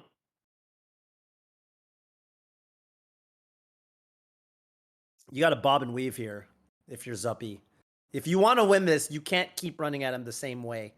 Oh, look at that. Oh, Mrs. L cancel gets stuck. Oh, okay, here we go. You got to fight like Slug if you're Zuppy. Yes. You have to that's realize right. that right now you're in the hell zone. Mm-hmm. Oh. You've got another chance. Oh, that up smash is not it, Chief.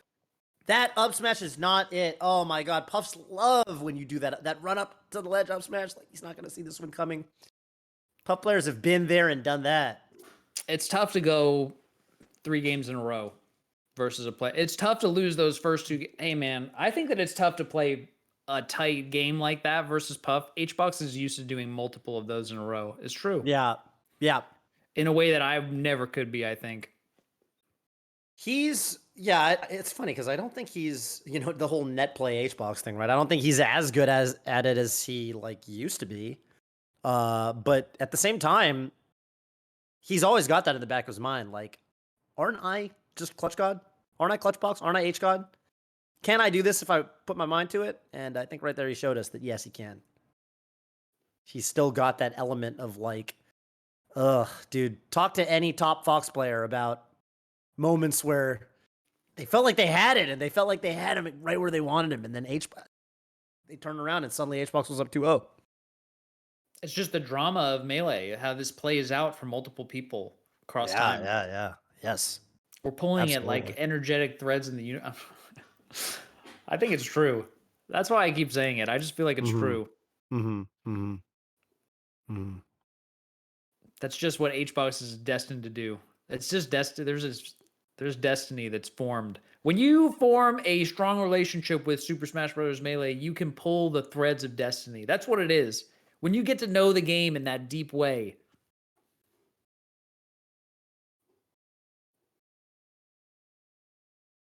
HBox, you get to create your own world, Toph. I think HBox, geez, man. Yeah, I think that like he's going to realized continue on the boss rush. He is going to continue on the boss rush. I think HBox has realized truths about this game and how people play it. In like ways that I don't think we perhaps ever will. It's like we all slice it a different way. Yeah, and I just think his experiences are so unique. You know, his experiences playing Melee are so different than a lot of. I don't know. I know. I never played Puff at a high level. No one has the way he has, right? It's so interesting to me. He's about to start his next set, by the way. HBox going right into his set with Ginger. It's going to be a little bit of a different vibe. Like, definitely don't think that it's going to feel the same as the Zuppy match. And I do think with Ginger, we are looking at someone who has really, really labbed out the Puff matchup. Like, we've seen him do this online, offline. This, to me, feels like with Zuppy, I think that would have been a solid upset. I think Ginger HBox at this point, I think I'm comfortable saying that I don't know who's going to win this. I'm comfortable saying that I think it's pretty tough to really call it here. It's going to be a treat. 4 players left in the bracket.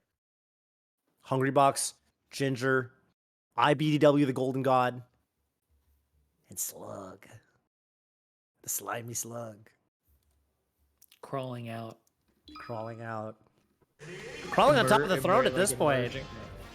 I think he might have stolen all of Cody's luster. Might be Cody that's covered in slime now. I don't know. Is this the moment where Kagi touches the sands of hell? The other, yeah, he touched the. What do they call it? Is that one of the grains of the sand of hell? The grains. Yes. Yes. All right, HBox versus Ginger first, though, man. Dude. Oh, what is even... Oh, my God. This is such a different match. You can't play this, like, if you're... I think Spacey players, like, as a Fox or as a Falco, I think that, like... Usually, if you play Fox, you can kind of play Falco, and if you play Falco, you can kind of play Fox. But I do think that there's a little bit of an asterisk on that in matchups like this, where I think the way Fox plays this matchup, you can't approach it the same way.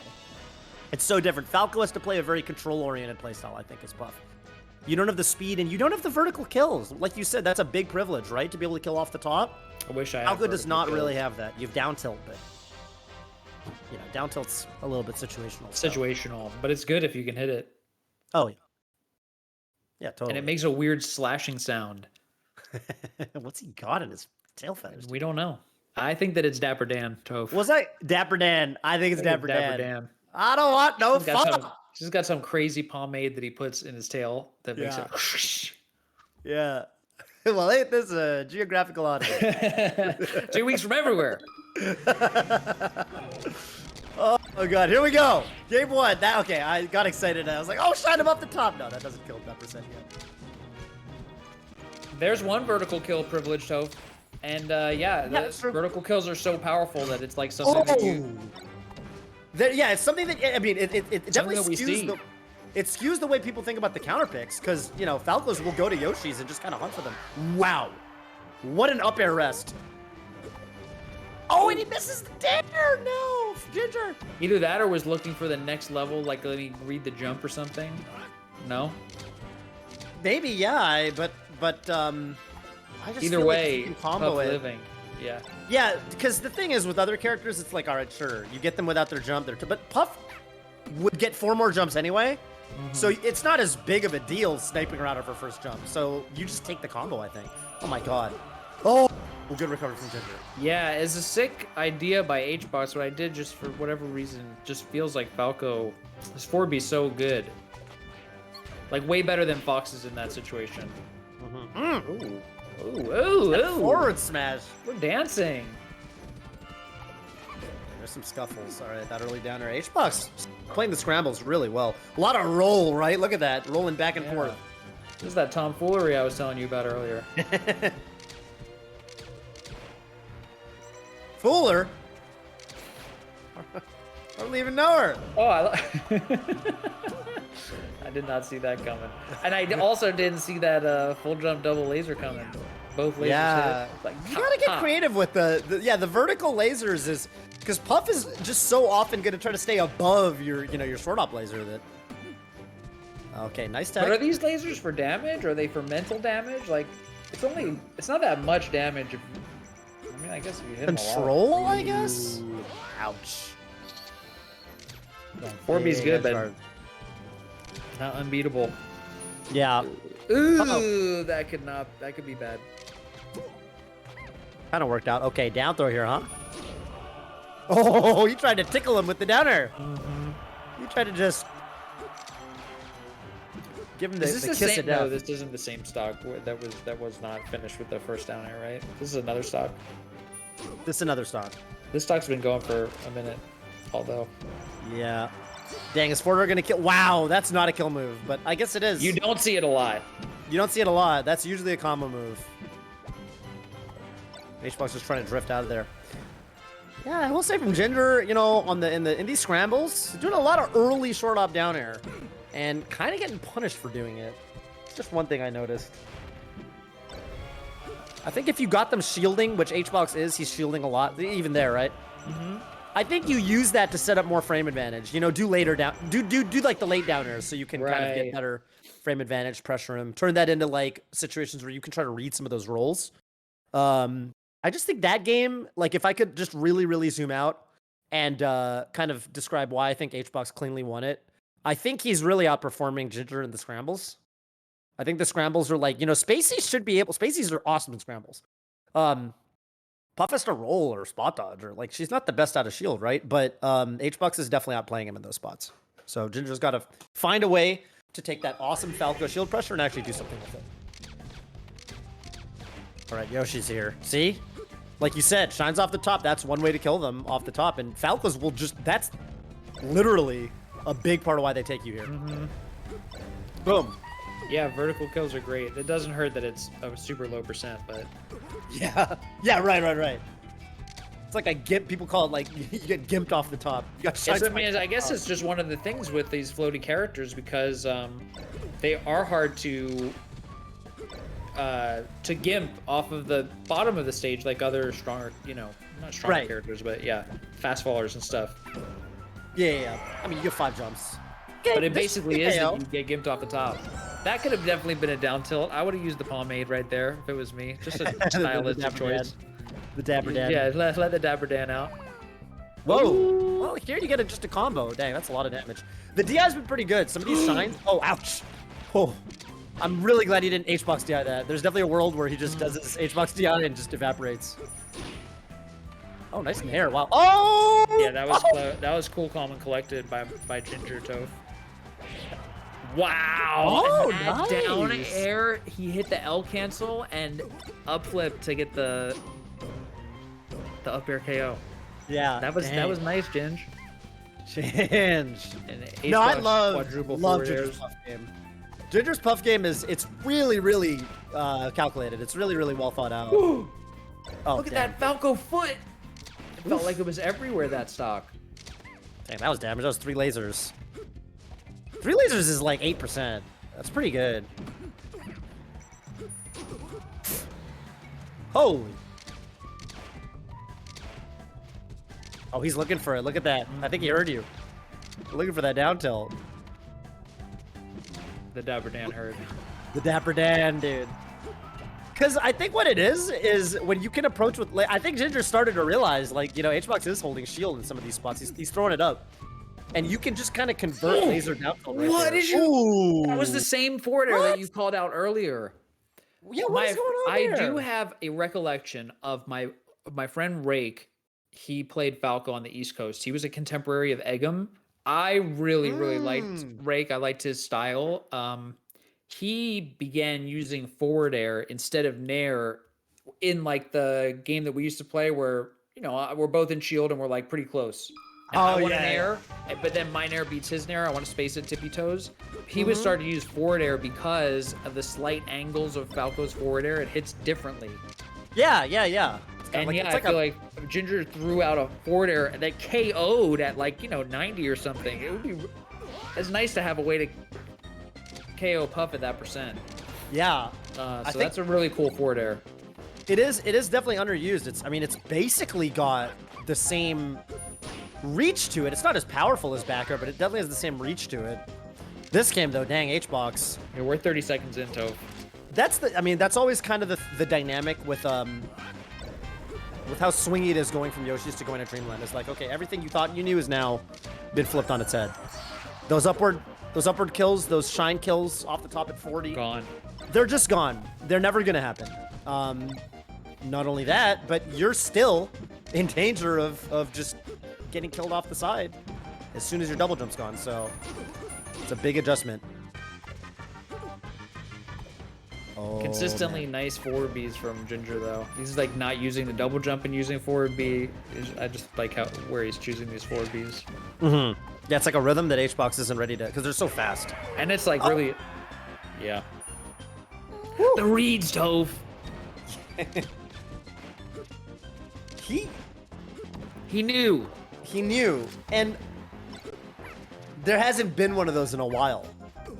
So I'm always like, dang, how'd you know? Like, Ginger hasn't really shown that for a while, right? Like, what? How are you ready? Why were you ready for that? But He's just planning it. He's just planning it. Scheming. Waited for the perfect moment. Oh. Okay. Oh, okay, keep it going. Nice neutral air.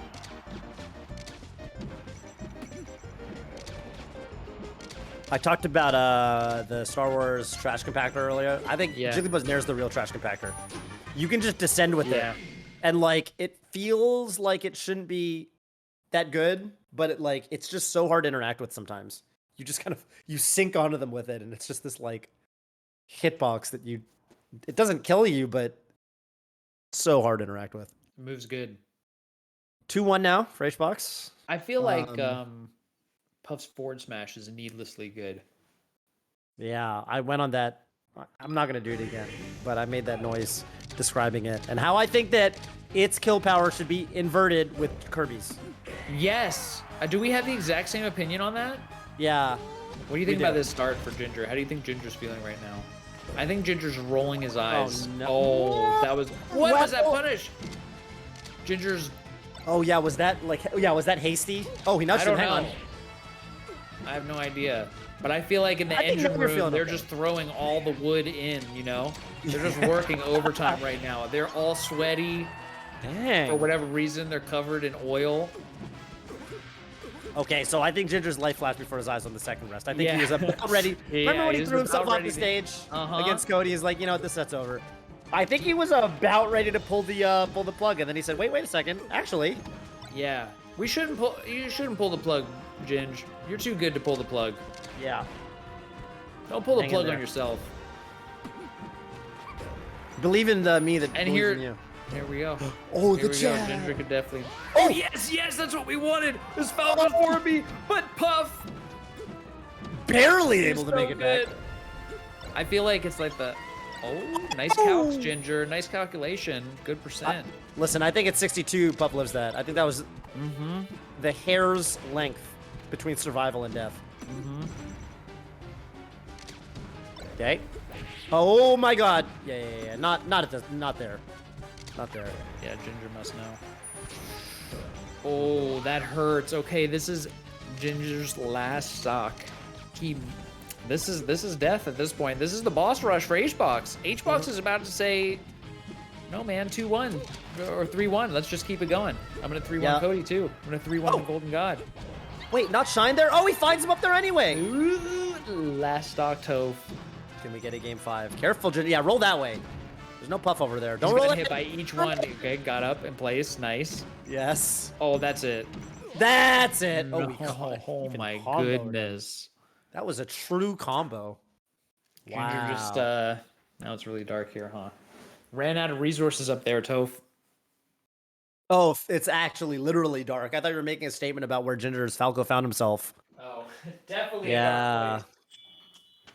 And I'm in the world of Near Automata, which is like dark from like a principled and philosophical level, just with Yeah.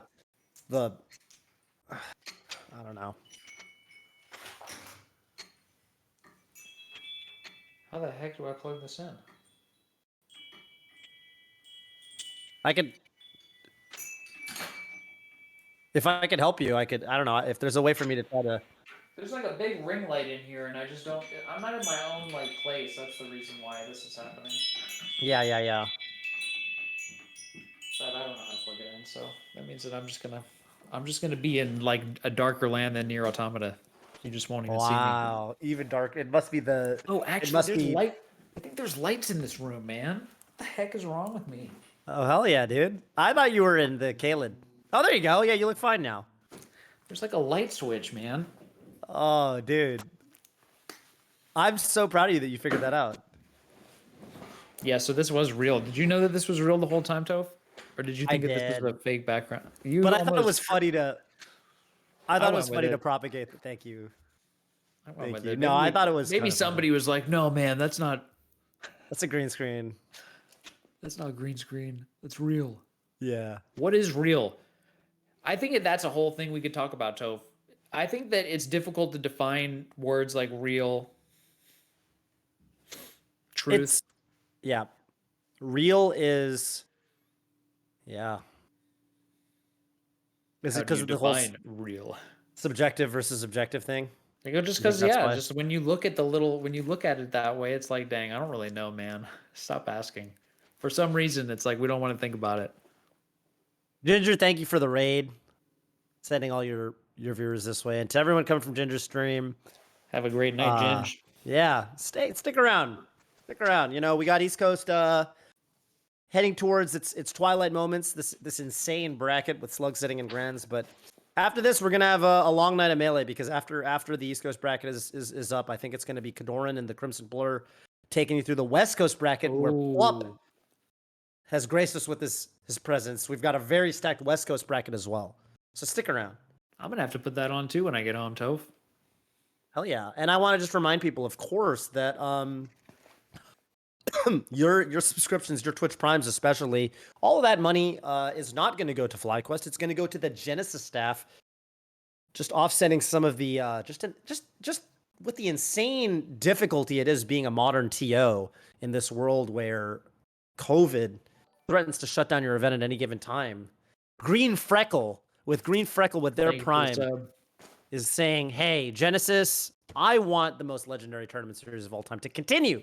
I want this tournament. I want in the same way that Genesis put the Melee scene on its back and carried it through the Dark Ages. I want to be a member of the Melee community that's putting Genesis on my back and making sure that Genesis can be around for years to come." Puppy SSB, thank you for the Prime. Another supporter of Genesis. Yes. Let's go. Zotwat with the tier 1. Because unfortunately, Toph, we do live in this world with money and all of its problems. Why is it so hard for anybody to do anything? We're just trying to run a Melee tournament. Why do we have to go so deep in the red? That's so ridiculous, dude. It's Yeah, messed because up, man. I We're don't just know trying what to it do a good is. thing. We're just trying to Praise do a good thing. Helix. Praise Helix with the tier 1. Thank you. Old school stream monster. Yeah, I good to praise see you. Helix. Anyone whose username references Twitch plays Pokemon, of course, was around back in the good old days. Super dupe with the tier 1. How many players are left in this bracket? Is it just 3? Yeah, the Oh boss my rush God. is coming to a conclusion. One The way or Golden another. God is now in his final form. Oh my God. IBDW versus Hungrybox. That's crazy. This is what I think. This is definitely a Dark Souls plot line, in my opinion. HBox versus IBDW. The winner faces Slug. Slug. Slug. Dude. And Slug is capable Slug of beat both beating either of them. Yeah. It's crazy. Cody versus HBox is definitely like one of the rivalries of our time, right? Like, I think HBox does not like losing to IBDW, and IBDW does not like losing to Hungrybox. IBDW, when I first met him, we were talking about Hungrybox and about how he felt that his Fox style, if only he could like get to HBox consistently, he would definitely feel like he's got the upper hand. Mm-hmm. I met him, upstairs at Genesis. That's right. One of the past Genesises. So Like that's 5 or actually, well, here 6. we go, all full circle. It's Genesis. And he delivered, right? I Yeah, think he definitely delivered did. on that promise. He did. And I remember I was thinking about it the whole time, like, because he did start showing up to things. It was like, man, if he plays HBox, and that was a time when there were very few people who could be. That's why it was a point of discussion anyway, is because there were very few people who you could put in a bracket that would beat HBox. Yep. And he was saying, I'm going to be one of them. I'm going to be one of them. And here we are later. We're actually saying we're repeating his words as though they were true at the time, but they weren't. Mm-hmm. But Cody bended reality to make that one particular plot line true. And now we get to see it, and it comes into us through the external world. But it started in his internal world, and they all got mixed up, Toph. Because maybe there isn't even a distinction between internal and external world. I don't even know at this point. That's how crazy, that's what kind of level that meditation takes you on.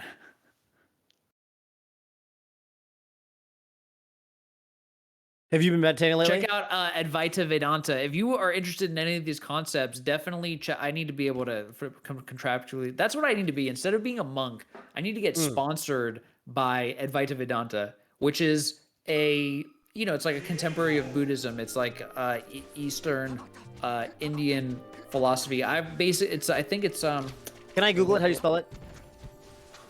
ADVAITA. VED_VEDANTA. It's a branch of Hinduism.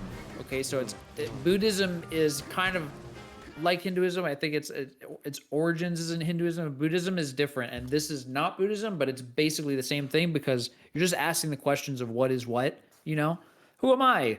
What is this thing? How did I get what? Like what? And they have rich philosophy and discussion and debate over centuries. And if you check out, is it Advaita SF?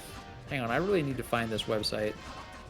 So basically, I go to YouTube, and then what's the homie's name? Swami Soul Exists. Sarva Priyananda is dope, and you should just check out some Vedanta New York stuff on YouTube. Swami Sarva Priyananda will say beautiful words that will help make sense of what is what. I listen to, a couple hours of it a day, at least 30 minutes a day for a long time. That's part of practicing Kriya Yoga, Toph. Did you know that? You're nodding your head like you do know that, but I'm thinking that's a commentator nod. I'm reading. No, I'm reading. Okay, you're reading. You're ascertaining information right now. Buddhism and Advaita Vedanta. Advaita Vedanta holds the premise soul exists and soul or self is a self-evident truth. It's not about, I think, it's this whole thing in front of us. Descartes is whack. That's basically Descartes what it's whack. saying. It basically says Descartes ultra whack. That's completely wrong. Also, that itself is a thought that was presented only because the thinker exists. Yeah. He's mixing up the chicken and the egg. Yeah, you definitely right. That's right, bro. On the flip side, though, I did You're read separating a little them paragraph. into chicken and egg, and that's an arbitrary distinction in the first place, Toph. That's what they would say. That's true. That is very true. Although I did read a paragraph earlier about Descartes, and apparently, even though that's what he's best known for, apparently he did some other stuff too. He's done a lot of stuff, isn't he? Cartesian coordinates and stuff like mathematics. But I think he advanced. His philosophy, I think, is a bit whack. But that's fine because he was plugged into that. You know what I mean? He sliced up the world in a particular way, which is not thinking about it. It's not holistic, but it is a slice of it. Yeah. Basically, you take it, and that's the self-evident reality. It's like you take it. That's this. And he was trying to grapple with that. You can hear me? It's through it. It's through this. And you I don't know. You're just here. If you hear me, then it's through this thing. And we slice it. We slice it up because that's how our brain works, bro. We slice it up. Humans categorize things. We love categorize things. And that's we why... love looking at Hungrybox IBDW. Yes. And like you said, we write stories sometimes we're kind of the drivers, and sometimes the stories are there, and we're kind of just putting them into words. And it's really important, I think, to take a step back sometimes, like you said, and to figure out which one you are. Yeah. Are you the chicken or are you the egg? Am I the dog or am I the tail? That's Ouroboros, right? That's the whole concept of Ouroboros, the snake eating itself. There you go. Am I You know what I'm saying? am I eating myself? Like, what is this that I'm consuming right now? I don't know, dude. Yeah, it kind of is. We're kind of like that's how I visualize reality now. We're kind of like Ouroboros, kind of. Yeah, kind of, yeah. IBDW right now. He's up to... This is his matchup, right? I think ultimately, like... Yeah. Okay, so, like, I look at the Zuppy side, I look at the Ginger side. There are spots where I'm like, dang, you are really, like, not... You're not pulsing the brakes. Like, there are moments... Remember when Ginger just, like, used that rest punish and he just came down with the downer? It's like, bro, Yeah. like, think about you. This... Cody, I think, is a lot more immune to the Jedi mind tricks. Yeah. I think with Cody, like, it's a lot harder to rattle him out of his Puff matchup. I think he's a lot better at staying plugged into, like, what I'm supposed to be doing. Right, like you can get duffed and not freak out about it, even though Puff's super scary. Yeah, I mean, he's the golden god of melee. Dang. Taking game 1. Oh, the ascended IBDW saying, yes, I was the god from the beginning. I will smash like you, a- Hungrybox, and I will there a take you god out, character? Slime. Oh. I will cast you back down. Not Slime, Slug. Slug. I'll yeah. cast you back down into the slime. I don't even know what to call you because I'm the golden god of melee and you're beneath me. Whether you're slime or slug matters not. Dang, matters not. Okay, that's a big rest. Says Fox off the top.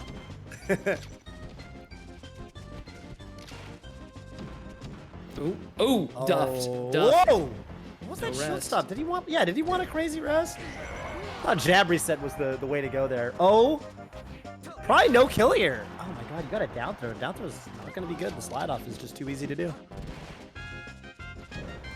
This game, I mean, okay, I think IBW will continue to fight it though. He'll continue to fight here. If only to just kind of stay on top of the momentum, at least for a little bit.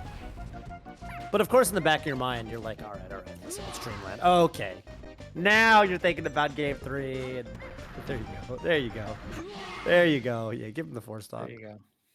There you go. Whatever. Let him put it on the board. I didn't want that All game right. anyway. Game 3. I didn't want that game anyway, man. Nobody wants H-Box's Jigglypuff on Dreamland. But now, it's back in the wheel of counter picks has swung back into Fox's favor. It's going to be FD, Pokemon Stadium. Not a bad spot to be in. Yeah. Yeah. Winning game 1 is so important here. I think winning game 1 against Jigglypuff, Yeah, the counter picks just matter a lot in this set, don't they? it does. Just from a very practical level. I think it's easy to... It's an easy matchup to play when you know you've got the counter picks in your back pocket. And look at that, taking the first stock. I've never seen that down throw into grab again. I've only seen wanted like, the- yeah. Yeah, I think he wanted that little extra percent, you know? Oh. Okay, so I disagree with that. I think there, if you know you're going to die, I think you should just aim for him. Take your 14 damage from the B. Take the percentage. That's the stock anyway. No harm, no foul. I Nice guess escape.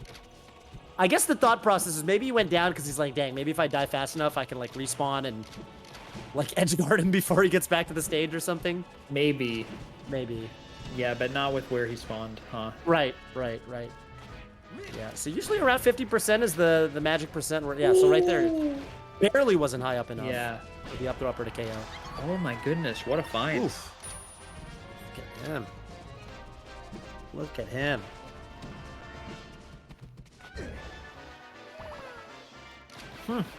Really, really interesting. Yes. It was just, that's all I have to say about what I just watched, Toph. It was very Spooky dope. interesting. Very interesting. Spooky Doke with the prime, by the way. Thank you. Thank you, Spooky Dope. All right. H-Box here. Going for his rolls. He's going to... Oh, my God. Knows he can't rest. Oof. I like that how that 4B was so low. It was a little bit too low, but I don't know.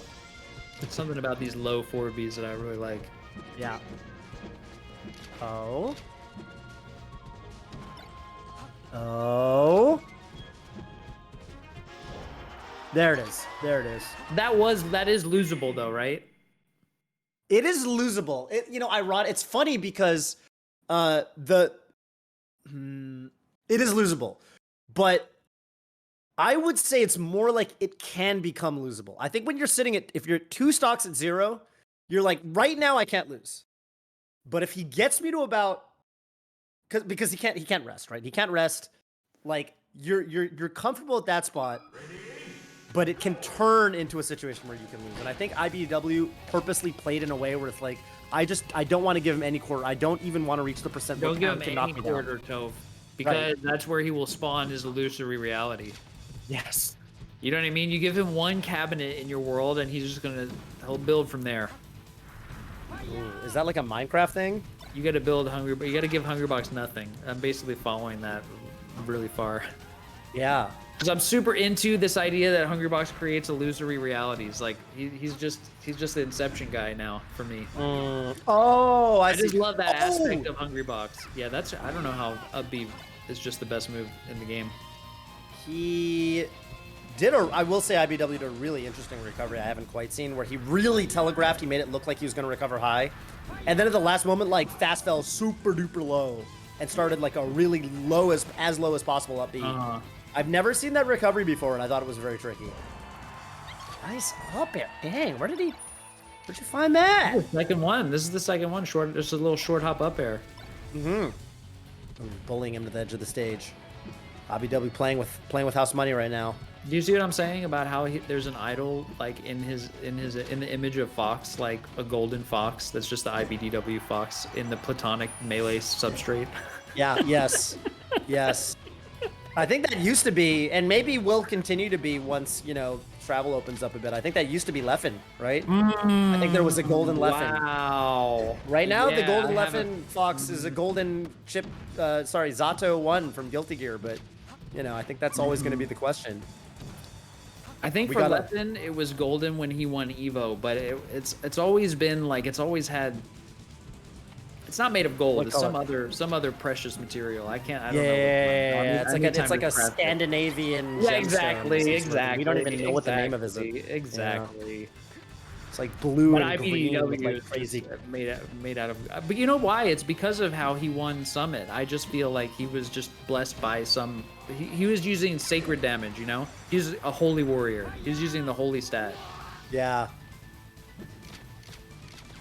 The holy, it's like the holy element. Usually, you don't get access to holy element damage until later in the game. Yeah, it's a little bit rare. It's like super effective on zombies, the undead. Who's an undead? I mean, in theory, Slug is supposed to be undead here for my plotline, but maybe the dark element and the holy element are like super effective against each other. Yeah, you never know. Yeah. In this world, who's telling the story? Who's writing it? We don't know. See, that's the thing. That's the thing about commentary. Oh, we don't even know who's gonna win. Dude, right now it's looking very. I mean, I'm putting all my marbles on Cody right now. It's feeling like this. You talk about the winnable versus losable. This is approaching the realm where the winnability factor for HBox is. It's starting to feel like he needs Clutchbox to come out, and now it's just over. Now it's just over. Yeah. You were calling the window as it was shrinking. It was shrinking, man. It was shrinking so palpably that. And there was a time. There was a time where it was never. HBox was never out of it. But I think that like IBDW has gotten so good, and especially so good against Jigglypuff, that like he can really just close the door on Hungrybox in a way that I don't think Hungrybox is used to. Yeah, I think Hungrybox is used to this reality in a weird way, where maybe like it used to be that I can always win. Like I can always Clutchbox them out. And IBDW, I think, throws a real wrench in that sometimes. Slug. The final. So the boss rush has ended. The Golden God IBDW stomps out Hungrybox in 3rd place. Dang. His name is now written. Add his body to the top of the pile. That's right. And now, the final confrontation. This is the Golden God of Melee, who's been cast down into the Underrealm. And up there is Slug, who just crawled out of a ditch somewhere. A real fighter. Ice let's remind, climbers. we've had so many people jumping into the stream midway. Let's remind them why we're even using this narrative. Slug is an Ice Climbers player, chat, In who's 2022, my friends. rose to prominence after the wobbling era. To my knowledge, the only prominent Ice Climbers post wobbling. I didn't even know who he was when wobbling was legal. In a world where every other Icy said, I F this, it's not worth it. Like, dang, I can't. Because listen, your Army, right? This was something we really got into it when Army came up for the Yes, reason, and, we and he did. was really bearing his emotions and his He heart was to us. sharing what we all knew, but no one had said. Because you're sitting there as an ICES player and you're saying, okay, if you ban wobbling, does that mean that like all of the wins I got for the past few years, like, are you basically saying that none of those were valid? Like, as if my whole career didn't happen. Is that what you're saying? That is a brutal reality and a brutal, I guess, concept to come to grips with. The invalidation of everything you've worked so hard for. Slug the first, maybe the first of many, but also maybe the last. Time will tell. Ice climbers to rise out of the ashes of wobbling. And so he's used to this world where he has to take what he can get. He gets a grab. If You've he's by the only leg, you've never seen the color red. You've only had it explained to you in every which way, right? You the never giver. experienced wobbling such that you have to really let it go. Yes. You only have heard about it, right? Is what Lunar that's Dust. what you're. Yes. But that's kind of the mental image you're giving me right now, Toph, is that he grew up, Slug grew up just hearing myths about wobbling. He never really experienced it, so it's not hard to let go of it. It's not like a privilege lost. Yeah. And okay, It's just the we're saying reality this of life. And I'll say that, like, okay, it's possible that he played when wobbling was legal, but he wasn't getting wins like that, right? He wasn't beating top players. I never saw him in winners finals. I'll tell you that right now. Beating H Fox, beating Cody. We do have I do got to shout out Pudgy Pan and Lunar Dusk, but I don't think I think they are solid players. That is true. Pudgy Pan and Lunar Dusk, two good Ice Climbers players. But shout outs to all the Ice Climbers players that are rising from the ashes. But regardless, if any of them are here, we're gonna. But yeah, you're right. There's a band of them. There's a couple of them. Yeah. But yeah, right with now, Warpaint, that torch is being held by Slug. Slug is coming out of the underground, saying we're taking it back. We can do it. We got our backup by our side. We're gonna grab you and maybe get 60% off some weird upsmatch stuff, and we're gonna take that 60%, take it to the bank. We're gonna don't let us grab you by the ledge. We're gonna treat Chief like it's Mr. Game & Watch, like it's a full character who just kind of sucks. Yeah. And we're also it's gonna be Mr. Game & Watch powered up sometimes though, with a backup. This is a real character. You'll take that. Plus, sometimes we can do these crazy handoffs. Come on, dude.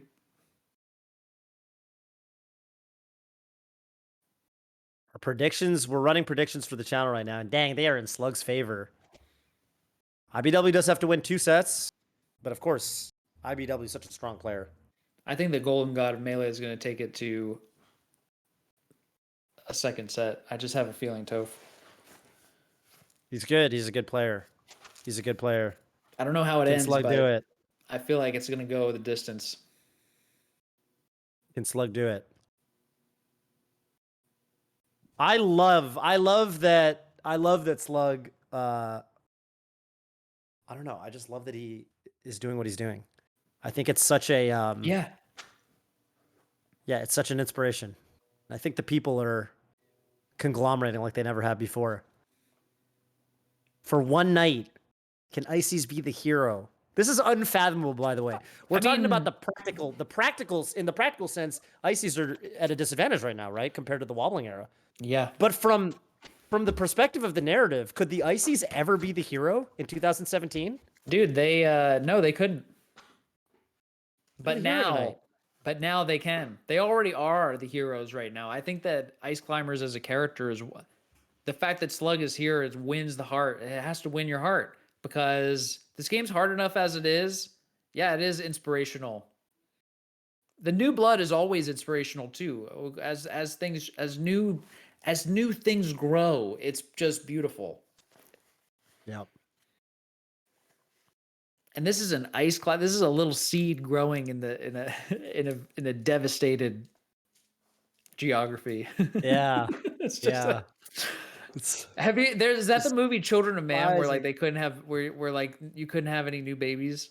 Is that the right movie that I'm thinking of? Hey, there's a Children of I haven't seen God, that one. Children of Children of God, God? Children of Men, God of Children. It's something like that. And it's like a world where like you can't have kids anymore, but there's like one kid was born, and there's like a battle scene or whatever, like a war zone. But then they hear the baby crying, and everybody stops. And it's like, oh shit, Wait, how are there they is gonna new life.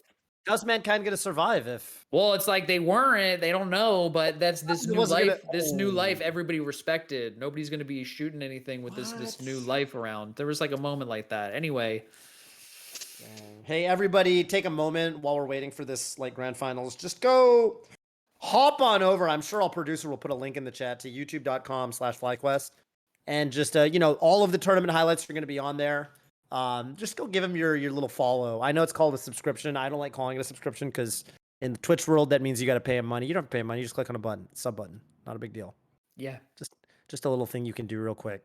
And I know that our it's producer's going good to to put that link do. in the It's chat. definitely good to do. If you have it, you should use it for sure. Yeah, just do it. Hell yeah. Yeah, it's like probably the most financially impactful button you can push. It's not free, obviously, because you're paying for Prime. But if you're already paying for Prime, No, I'm saying for the YouTube sub. The YouTube sub is free. oh, the YouTube sub is free. But if you've got a Prime sub, Then you might as well use that because it goes. now you might as well. You definitely should. It's dope Yeah. to use it.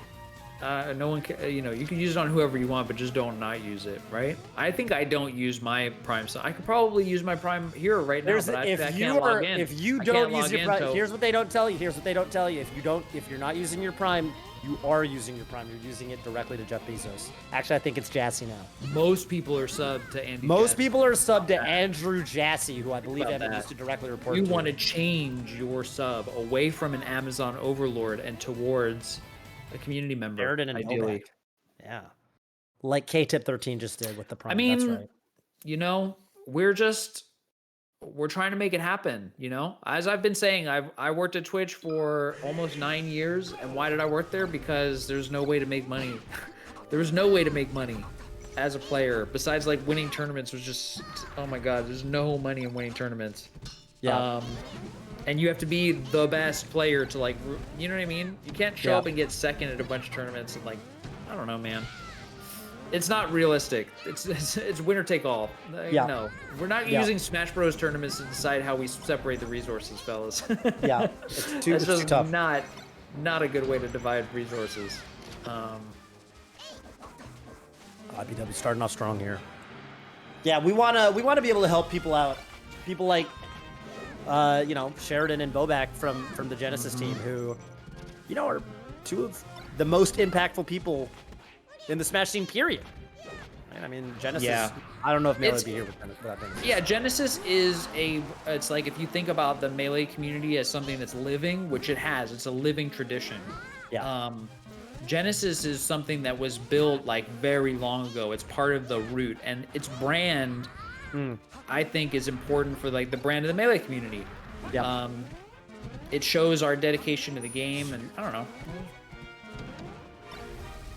Yeah, I think Genesis is super important, is my point. I love that it exists.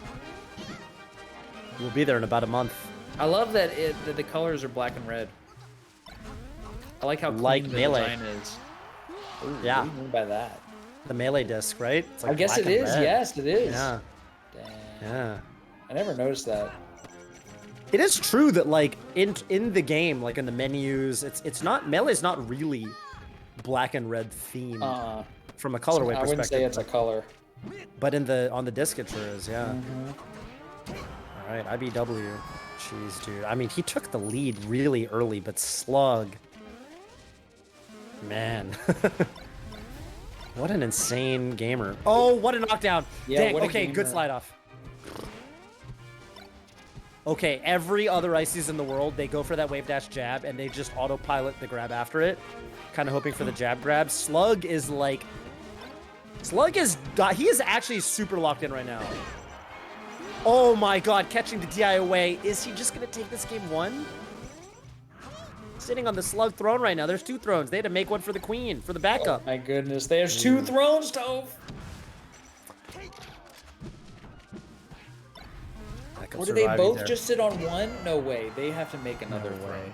They have to Maybe make they another have like a throne. little divider that you could put between the two seats. partition. You know? So they're like a partition. So that they don't have to build new. That just sounds like a job to me. Sounds like Yeah, a hassle someone to has have to build a new throne every time you win a tournament. Yeah. Or take over a kingdom. Someone's on it. They've got a Ice Climber's partition. Oh. IBDW, they're a little bit hasty on the Shine Spike. They go invulnerable when you start that up B. Oh, what a knockdown! Up air! Oh my god. Oh my god. There's still two. Slug has such a... He has such a, like, refined neutral. I feel like there's a lot of these spots where I'm expecting him to just go into, like, some decent ice... A lot of ices will go into, like... They're just like, okay, it's time to do some decent ice blocks or, like, you know, kind of throw something out. He's, like, always... You got him. No, nice job, IBW. Watch out, the backup's coming. Okay, He ran away. He ran away. Yeah. Good stuff to Cody. You got to run away from that backup, dude. Yeah. Just to finish my thought, I think that the way Slug plays neutral sometimes, it reminds me of like this old, and I think really intelligent logic that Fox players would kind of throw around, which was like, sometimes Foxes shoot too many lasers. They're just like, oh, okay, I'm on the other side of the stage. Time to start lasering. Right. And then people would say, you know, if you're what you really should be doing is start that like dash dance, like use that space advantage. You don't care about getting 5% more in terms of laser damage. And I feel like the way Slug positions himself, obviously this is kind of a weird time to be talking about it as he's getting his ass beat here on the first talk of FD, but I feel like the way he plays neutral is analogous. Yeah. He's always positioning himself for like the next neutral exchange. In favor of like, oh, I'm gonna throw some ice blocks at you or blizzards or what have you.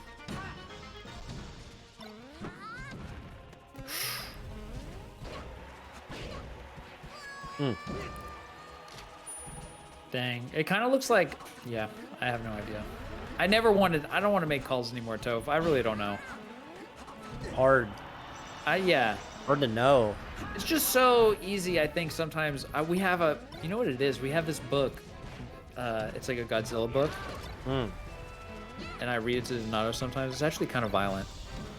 But whatever. Okay. And they have like Godzilla versus Rodan. It's like two monsters fighting, and the commentators on the news in this like visual novel thing, they're like, oh yeah, these two beasts are clearly like gonna be working together. And then they fight each other, and they're like, oh yeah, no, we knew it that they weren't gonna do that. They were gonna fight each other. And it's like, actually is very true. It's so easy to just watch what you just watched and just react to it and have no history of what you said. Not even having the self-awareness to like... No accountability. There's no accountability, dude, in the media. You can play things off, and if you just keep it chill, nobody will notice. What a grab, Toph!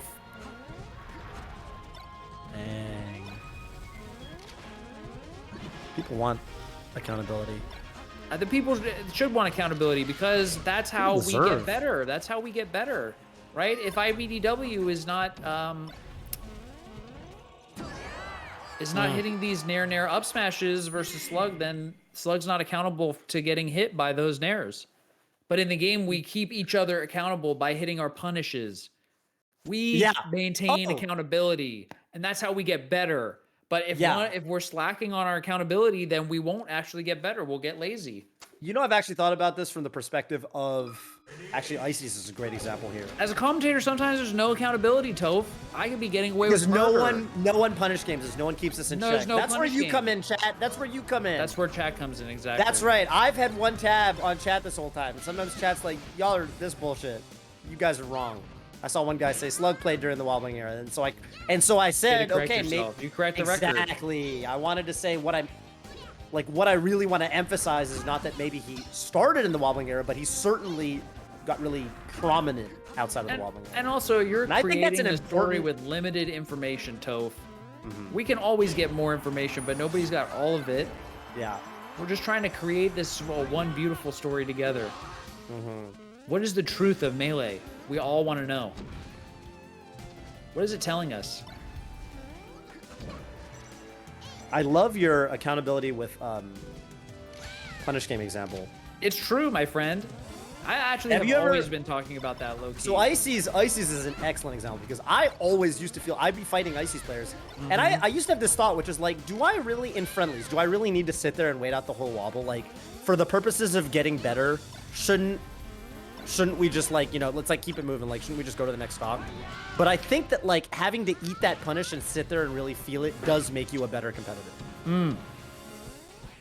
Similarly, like with other characters, right? Like, can't I get better playing someone who isn't punishing me optimally? But I feel like the threat of the optimal punish, when I'm fighting somebody who I know has the potential to zero death me if they open me up, is gonna make me work so much harder, even just subconsciously in neutral, and that's gonna make me improve faster when I practice, when I play friendlies. That's accountability. That is accountability. Can he kill back up? What a... Oh. Toph, that was almost threading the needle of all fate. But this Fox boot. There's a lot of damage. Oh! Man. Did he know? Did he do that on purpose? Did he actually wave shine Sheath and then realize that if I don't turn around for the up smash, I will just kill the backup? If that was intentional, that was a genius move. That was a non-big brain move. Oh, tactical roll, CQC, Metal Gear Solid 3. Bum, bum, bum, bum, bum. Bum, bum, bum. We're going to set 2. The golden god of melee just shined his radiance. Yeah. And just pulled Slug down back into. We thought we escaped. Slug thought that he escaped this dark reality. Yes. No. He's gonna have to do it the hard way. You've been pulled back in. This is the losers' ultimate finals. What is this one called? Is this called Grand Finals Set 2? Is that all we call it? It's called Grand Finals Set 2. I've seen other tournaments call it. I've seen True Finals. True Finals. FGC, I've seen Shin Finals, Shin Grand Finals. Shin Finals. Shin just Grand means Finals. true, but it's like Shin just means true, but it's in Japanese, so it sounds cooler. It does sound Shin cooler. Grand Finals. The loser truly loses. We're going into Shin Finals. Dang. I've also seen Deadass Finals. That's another good one. Deadass Finals is a good one. These are really good. That's an East Coast thing, though. I feel like Trading Mode Tuesdays West Coast can't be Deadass Finals. That's got to be like Hella Finals. I like Shin Finals. It's Deadass Finals and Hella Finals.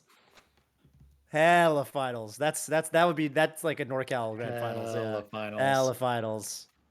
Yeah. East Coast is Deadass. West Coast is Hella. They're taking a moment to collect themselves, which I think if you're Slug, I mean, even for Cody, like I think like definitely take a moment between sets. This is not a good look when you don't take a moment.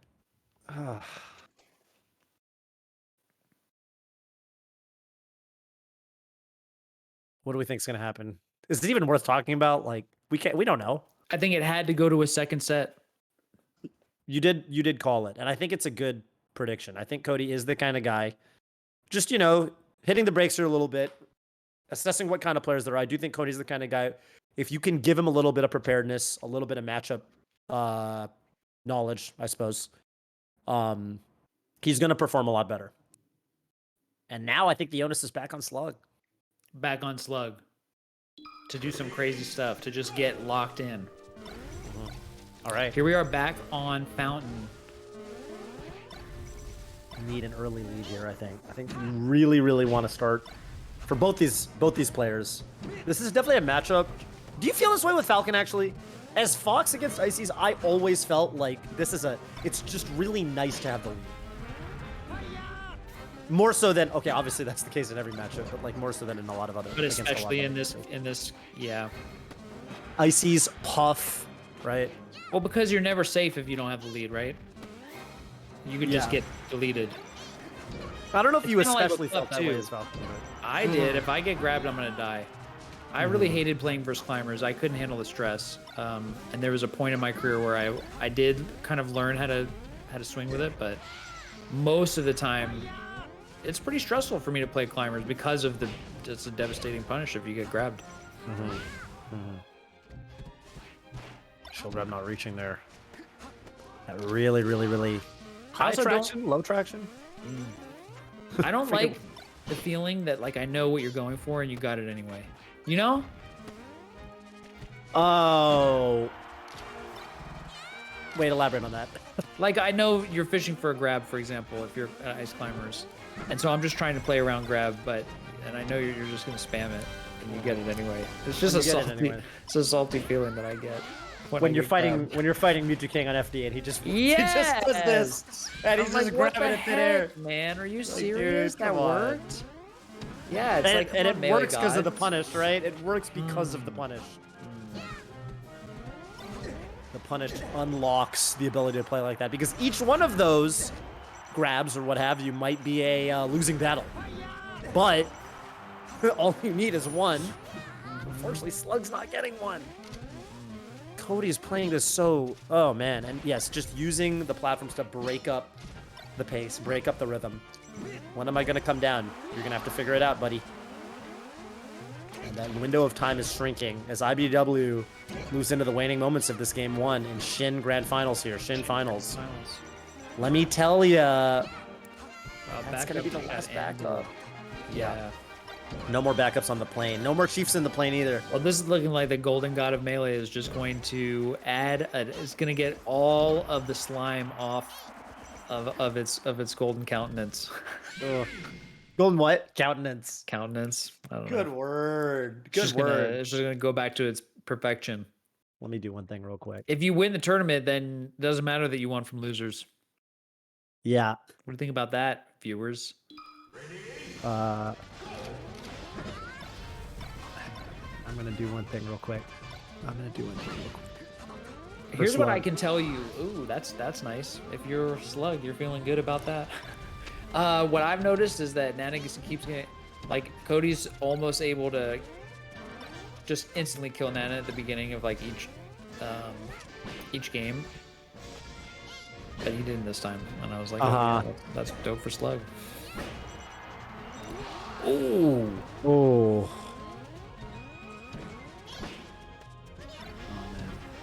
You guys are gonna be in for a surprise when the camera comes back on me. I'm helping Slug out right now. Nice. That's okay. Amazing. I'm voyaging into that realm that he's from to try to give him the power. And look at this. It's a lead. Give him the power, Toph. We love to see the underdog put up a good fight. Oh, that was so... I guess it wasn't gonna work, but... Yeah. I think he wanted to grab the ledge there and then like start doing like, I don't know, let's up down. But okay, still a sizable lead for Slug. I was almost gonna say comfortable, but it's never comfortable in a post wobbling, post-apocalyptic berserk / Mura / Elden Ring DJ Khaled. What's it called? Caleb is the realm. I don't know. That's what I said. I'm pretty sure. Yeah, you did. You said it perfectly. In that landscape. Thank you. Everybody knew what you meant. It's never comfortable. It's never comfortable. As soon as it's comfortable is the worst moment. Yes. Can't get comfortable. Okay. Whoa! Upset to the side. That's crazy. What in the world? Yeah. Okay, this... I think we're going to 1-1. I think I can sort of safely say that now. I hope. Maybe I don't know anything. Okay. That's a trade with... Sometimes we don't know anything. Yeah. The future, especially... Oh, my goodness. You're there. Yes, dude. The realm. Wow. Look at the black... Look at the eclipse. What an ominous visage. Yes.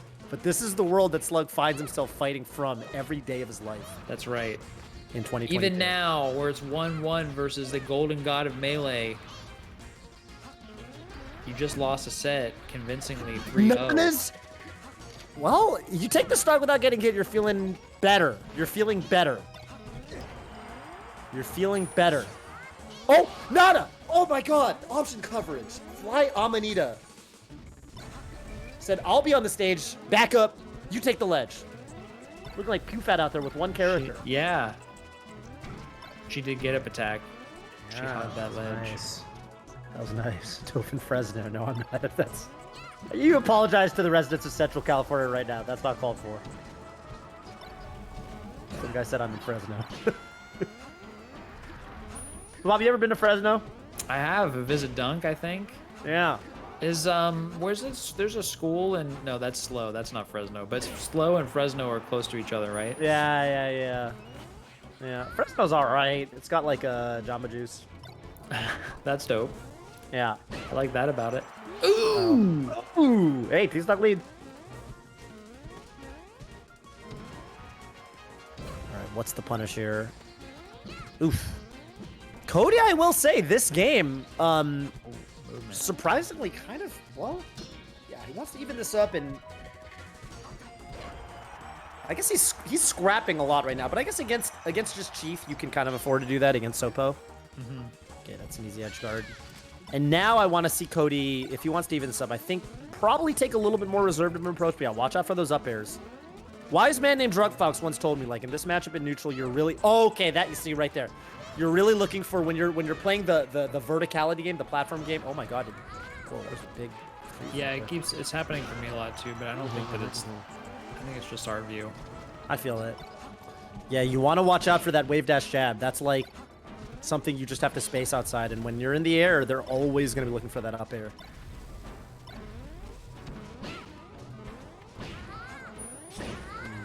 Oh, jeez. Wow, Slug saying to IBDW just when you thought you'd won. Just when you thought you'd won. Winning 4 games in a row. The Eclipse. The Eclipse. It's time. Oh, that spot dodge could have been everything. I thought Slug was going to shield grab that. Okay. Oh, he bet it all. Oh! Whipped it with his hammer a couple times. I mean... Dang, was that worth it? He was only at 39. No, it was definitely not worth it. That was an I have 3 stocks right now, and I'm just over this. I guess so. Now. Give me Nana back. No, it was not very Slug. It was not on really. brand, yeah, it was not on brand. Yeah, he forgot about the. He forgot about the moment you feel comfortable. He forgot. It's a Fox. Look at that. What if probably back? What if you just get shined? What if you just get shined this next stock? What if it all gets taken from you, Slug? Slug. What if it is episode 23 of Berserk or whatever that episode is? You need the no grip spoilers. Right now. You should go watch it. It's Shin Grand Finals and backup. Shin Grand Finals, dude. No! I'm telling you. Oh. What do you do here, dude? It's even. It's even. Yeah, the karmic seeds have already been planted. Oh no! Until. Oh, Slug, oh god, and he's gonna, oh my god, I'll throw up air. Oh my god! Look at how Cody's playing right now. Oh, wait a minute, no, it's not gonna hit, Ops attack. Oh, he just ripped it, Slug! Slug less than rip, dude. DI, dude! Oh. See, it had to all be taken. It had to all be taken at that very moment. When you threw away that Chief doing some crazy, I don't even know what. You know what that was? That was accountability. It was a cruel universe. Yes, yes. Cody held him accountable. Toph,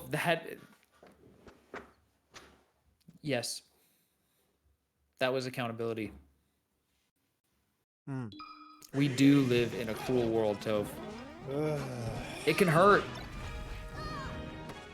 Flip side, man, that's gotta feel good if you're Cody. Jeez Louise. Yeah. Man, that's gotta be a breath of a sigh of relief. Okay, but Slug starting it up the way he needs to. Back to the grit, back to the grind. And he's up in stock again. This is how the last game started. Whoa, big knockdown. Dang. Icy's dash tech is a crazy move. That move is it will calm one to grab, it'll knock you down at 0. It's bonkers, but it's punishable. What's he got here? Looking for attack.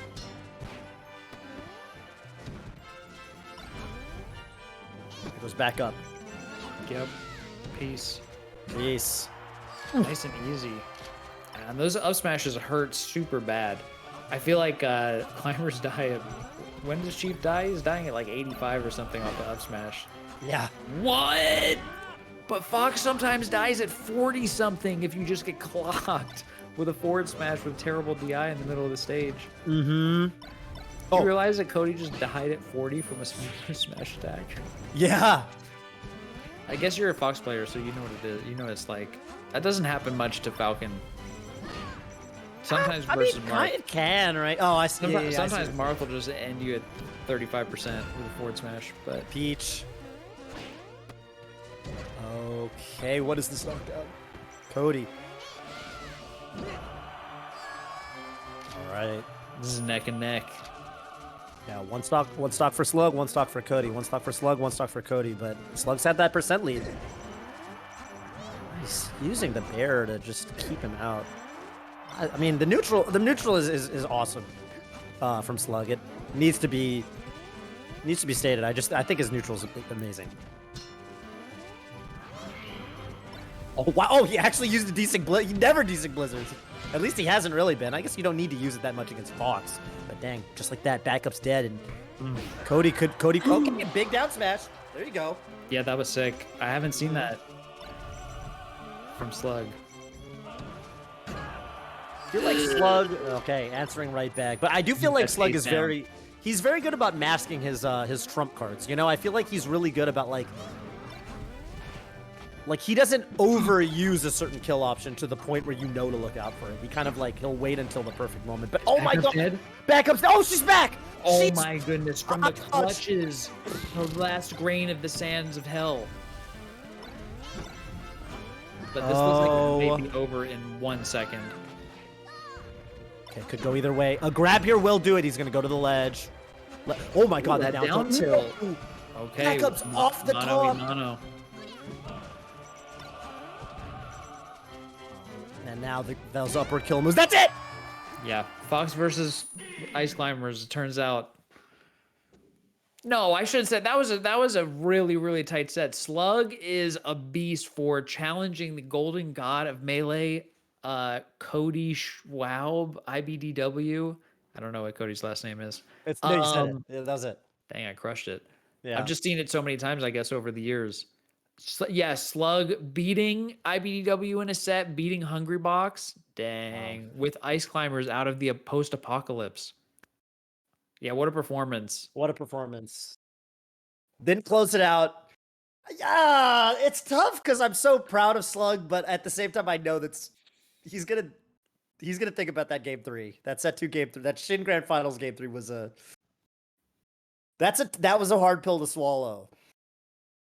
That's what happens when you pick Ice Climbers in a post. Do you know what I'm saying? Like, yeah. Slug chose this fate. Slug chose to live in this brutal landscape. Oh, crazy. And IBDW did provide accountability. Wow, that's brutal to have the like 2 stocks ripped from you like that, because it really does feel like no. This is my game. It's my game. It's mine. It gets ripped from you, Toph. He went off stage. I can't believe he went for an offstage edge guard, man. Oh, good stuff to Slug. Good stuff. Real good stuff to Cody, though. Of course, IBDW 2 weeks in a row, the East Coast champion. Don't go anywhere, chat. Of course, West Coast is coming up. If you thought you ain't seen nothing yet, because we're gonna have Kadoran and the Crimson Blur. Oof. I am gonna be tuned in all night. I can't wait to hear. I love their dynamic. You know, a really, really just awesome storied Marth player who I think is just, you know, really prevalent and relevant in the current landscape of Super Smash Bros. Melee. And Kadoran are going to be commentating. Can't wait for that. Plup is entered. That's nuts. Holy smokes! When do we get Plup? That's kind of my, speaking of gods. Game 1. Make it game 1. My goodness gracious! Yeah, please let us watch that. Okay, we're gone, but we'll be back probably next week. We've been doing these a couple weeks in a row. Yeah. Yeah. So definitely hit that. Thank you for watching. Hit it. And I'll probably be in a new location. Right? Probably. Yeah, but do your best to navigate out of the realm of hell, the hell realm that you found yourself into. I will try. Thank you. I don't need that long. Hopefully you have a safe trip back. And thank you again for watching. I'll see you again next week. That's right. For Training Mode Tuesdays.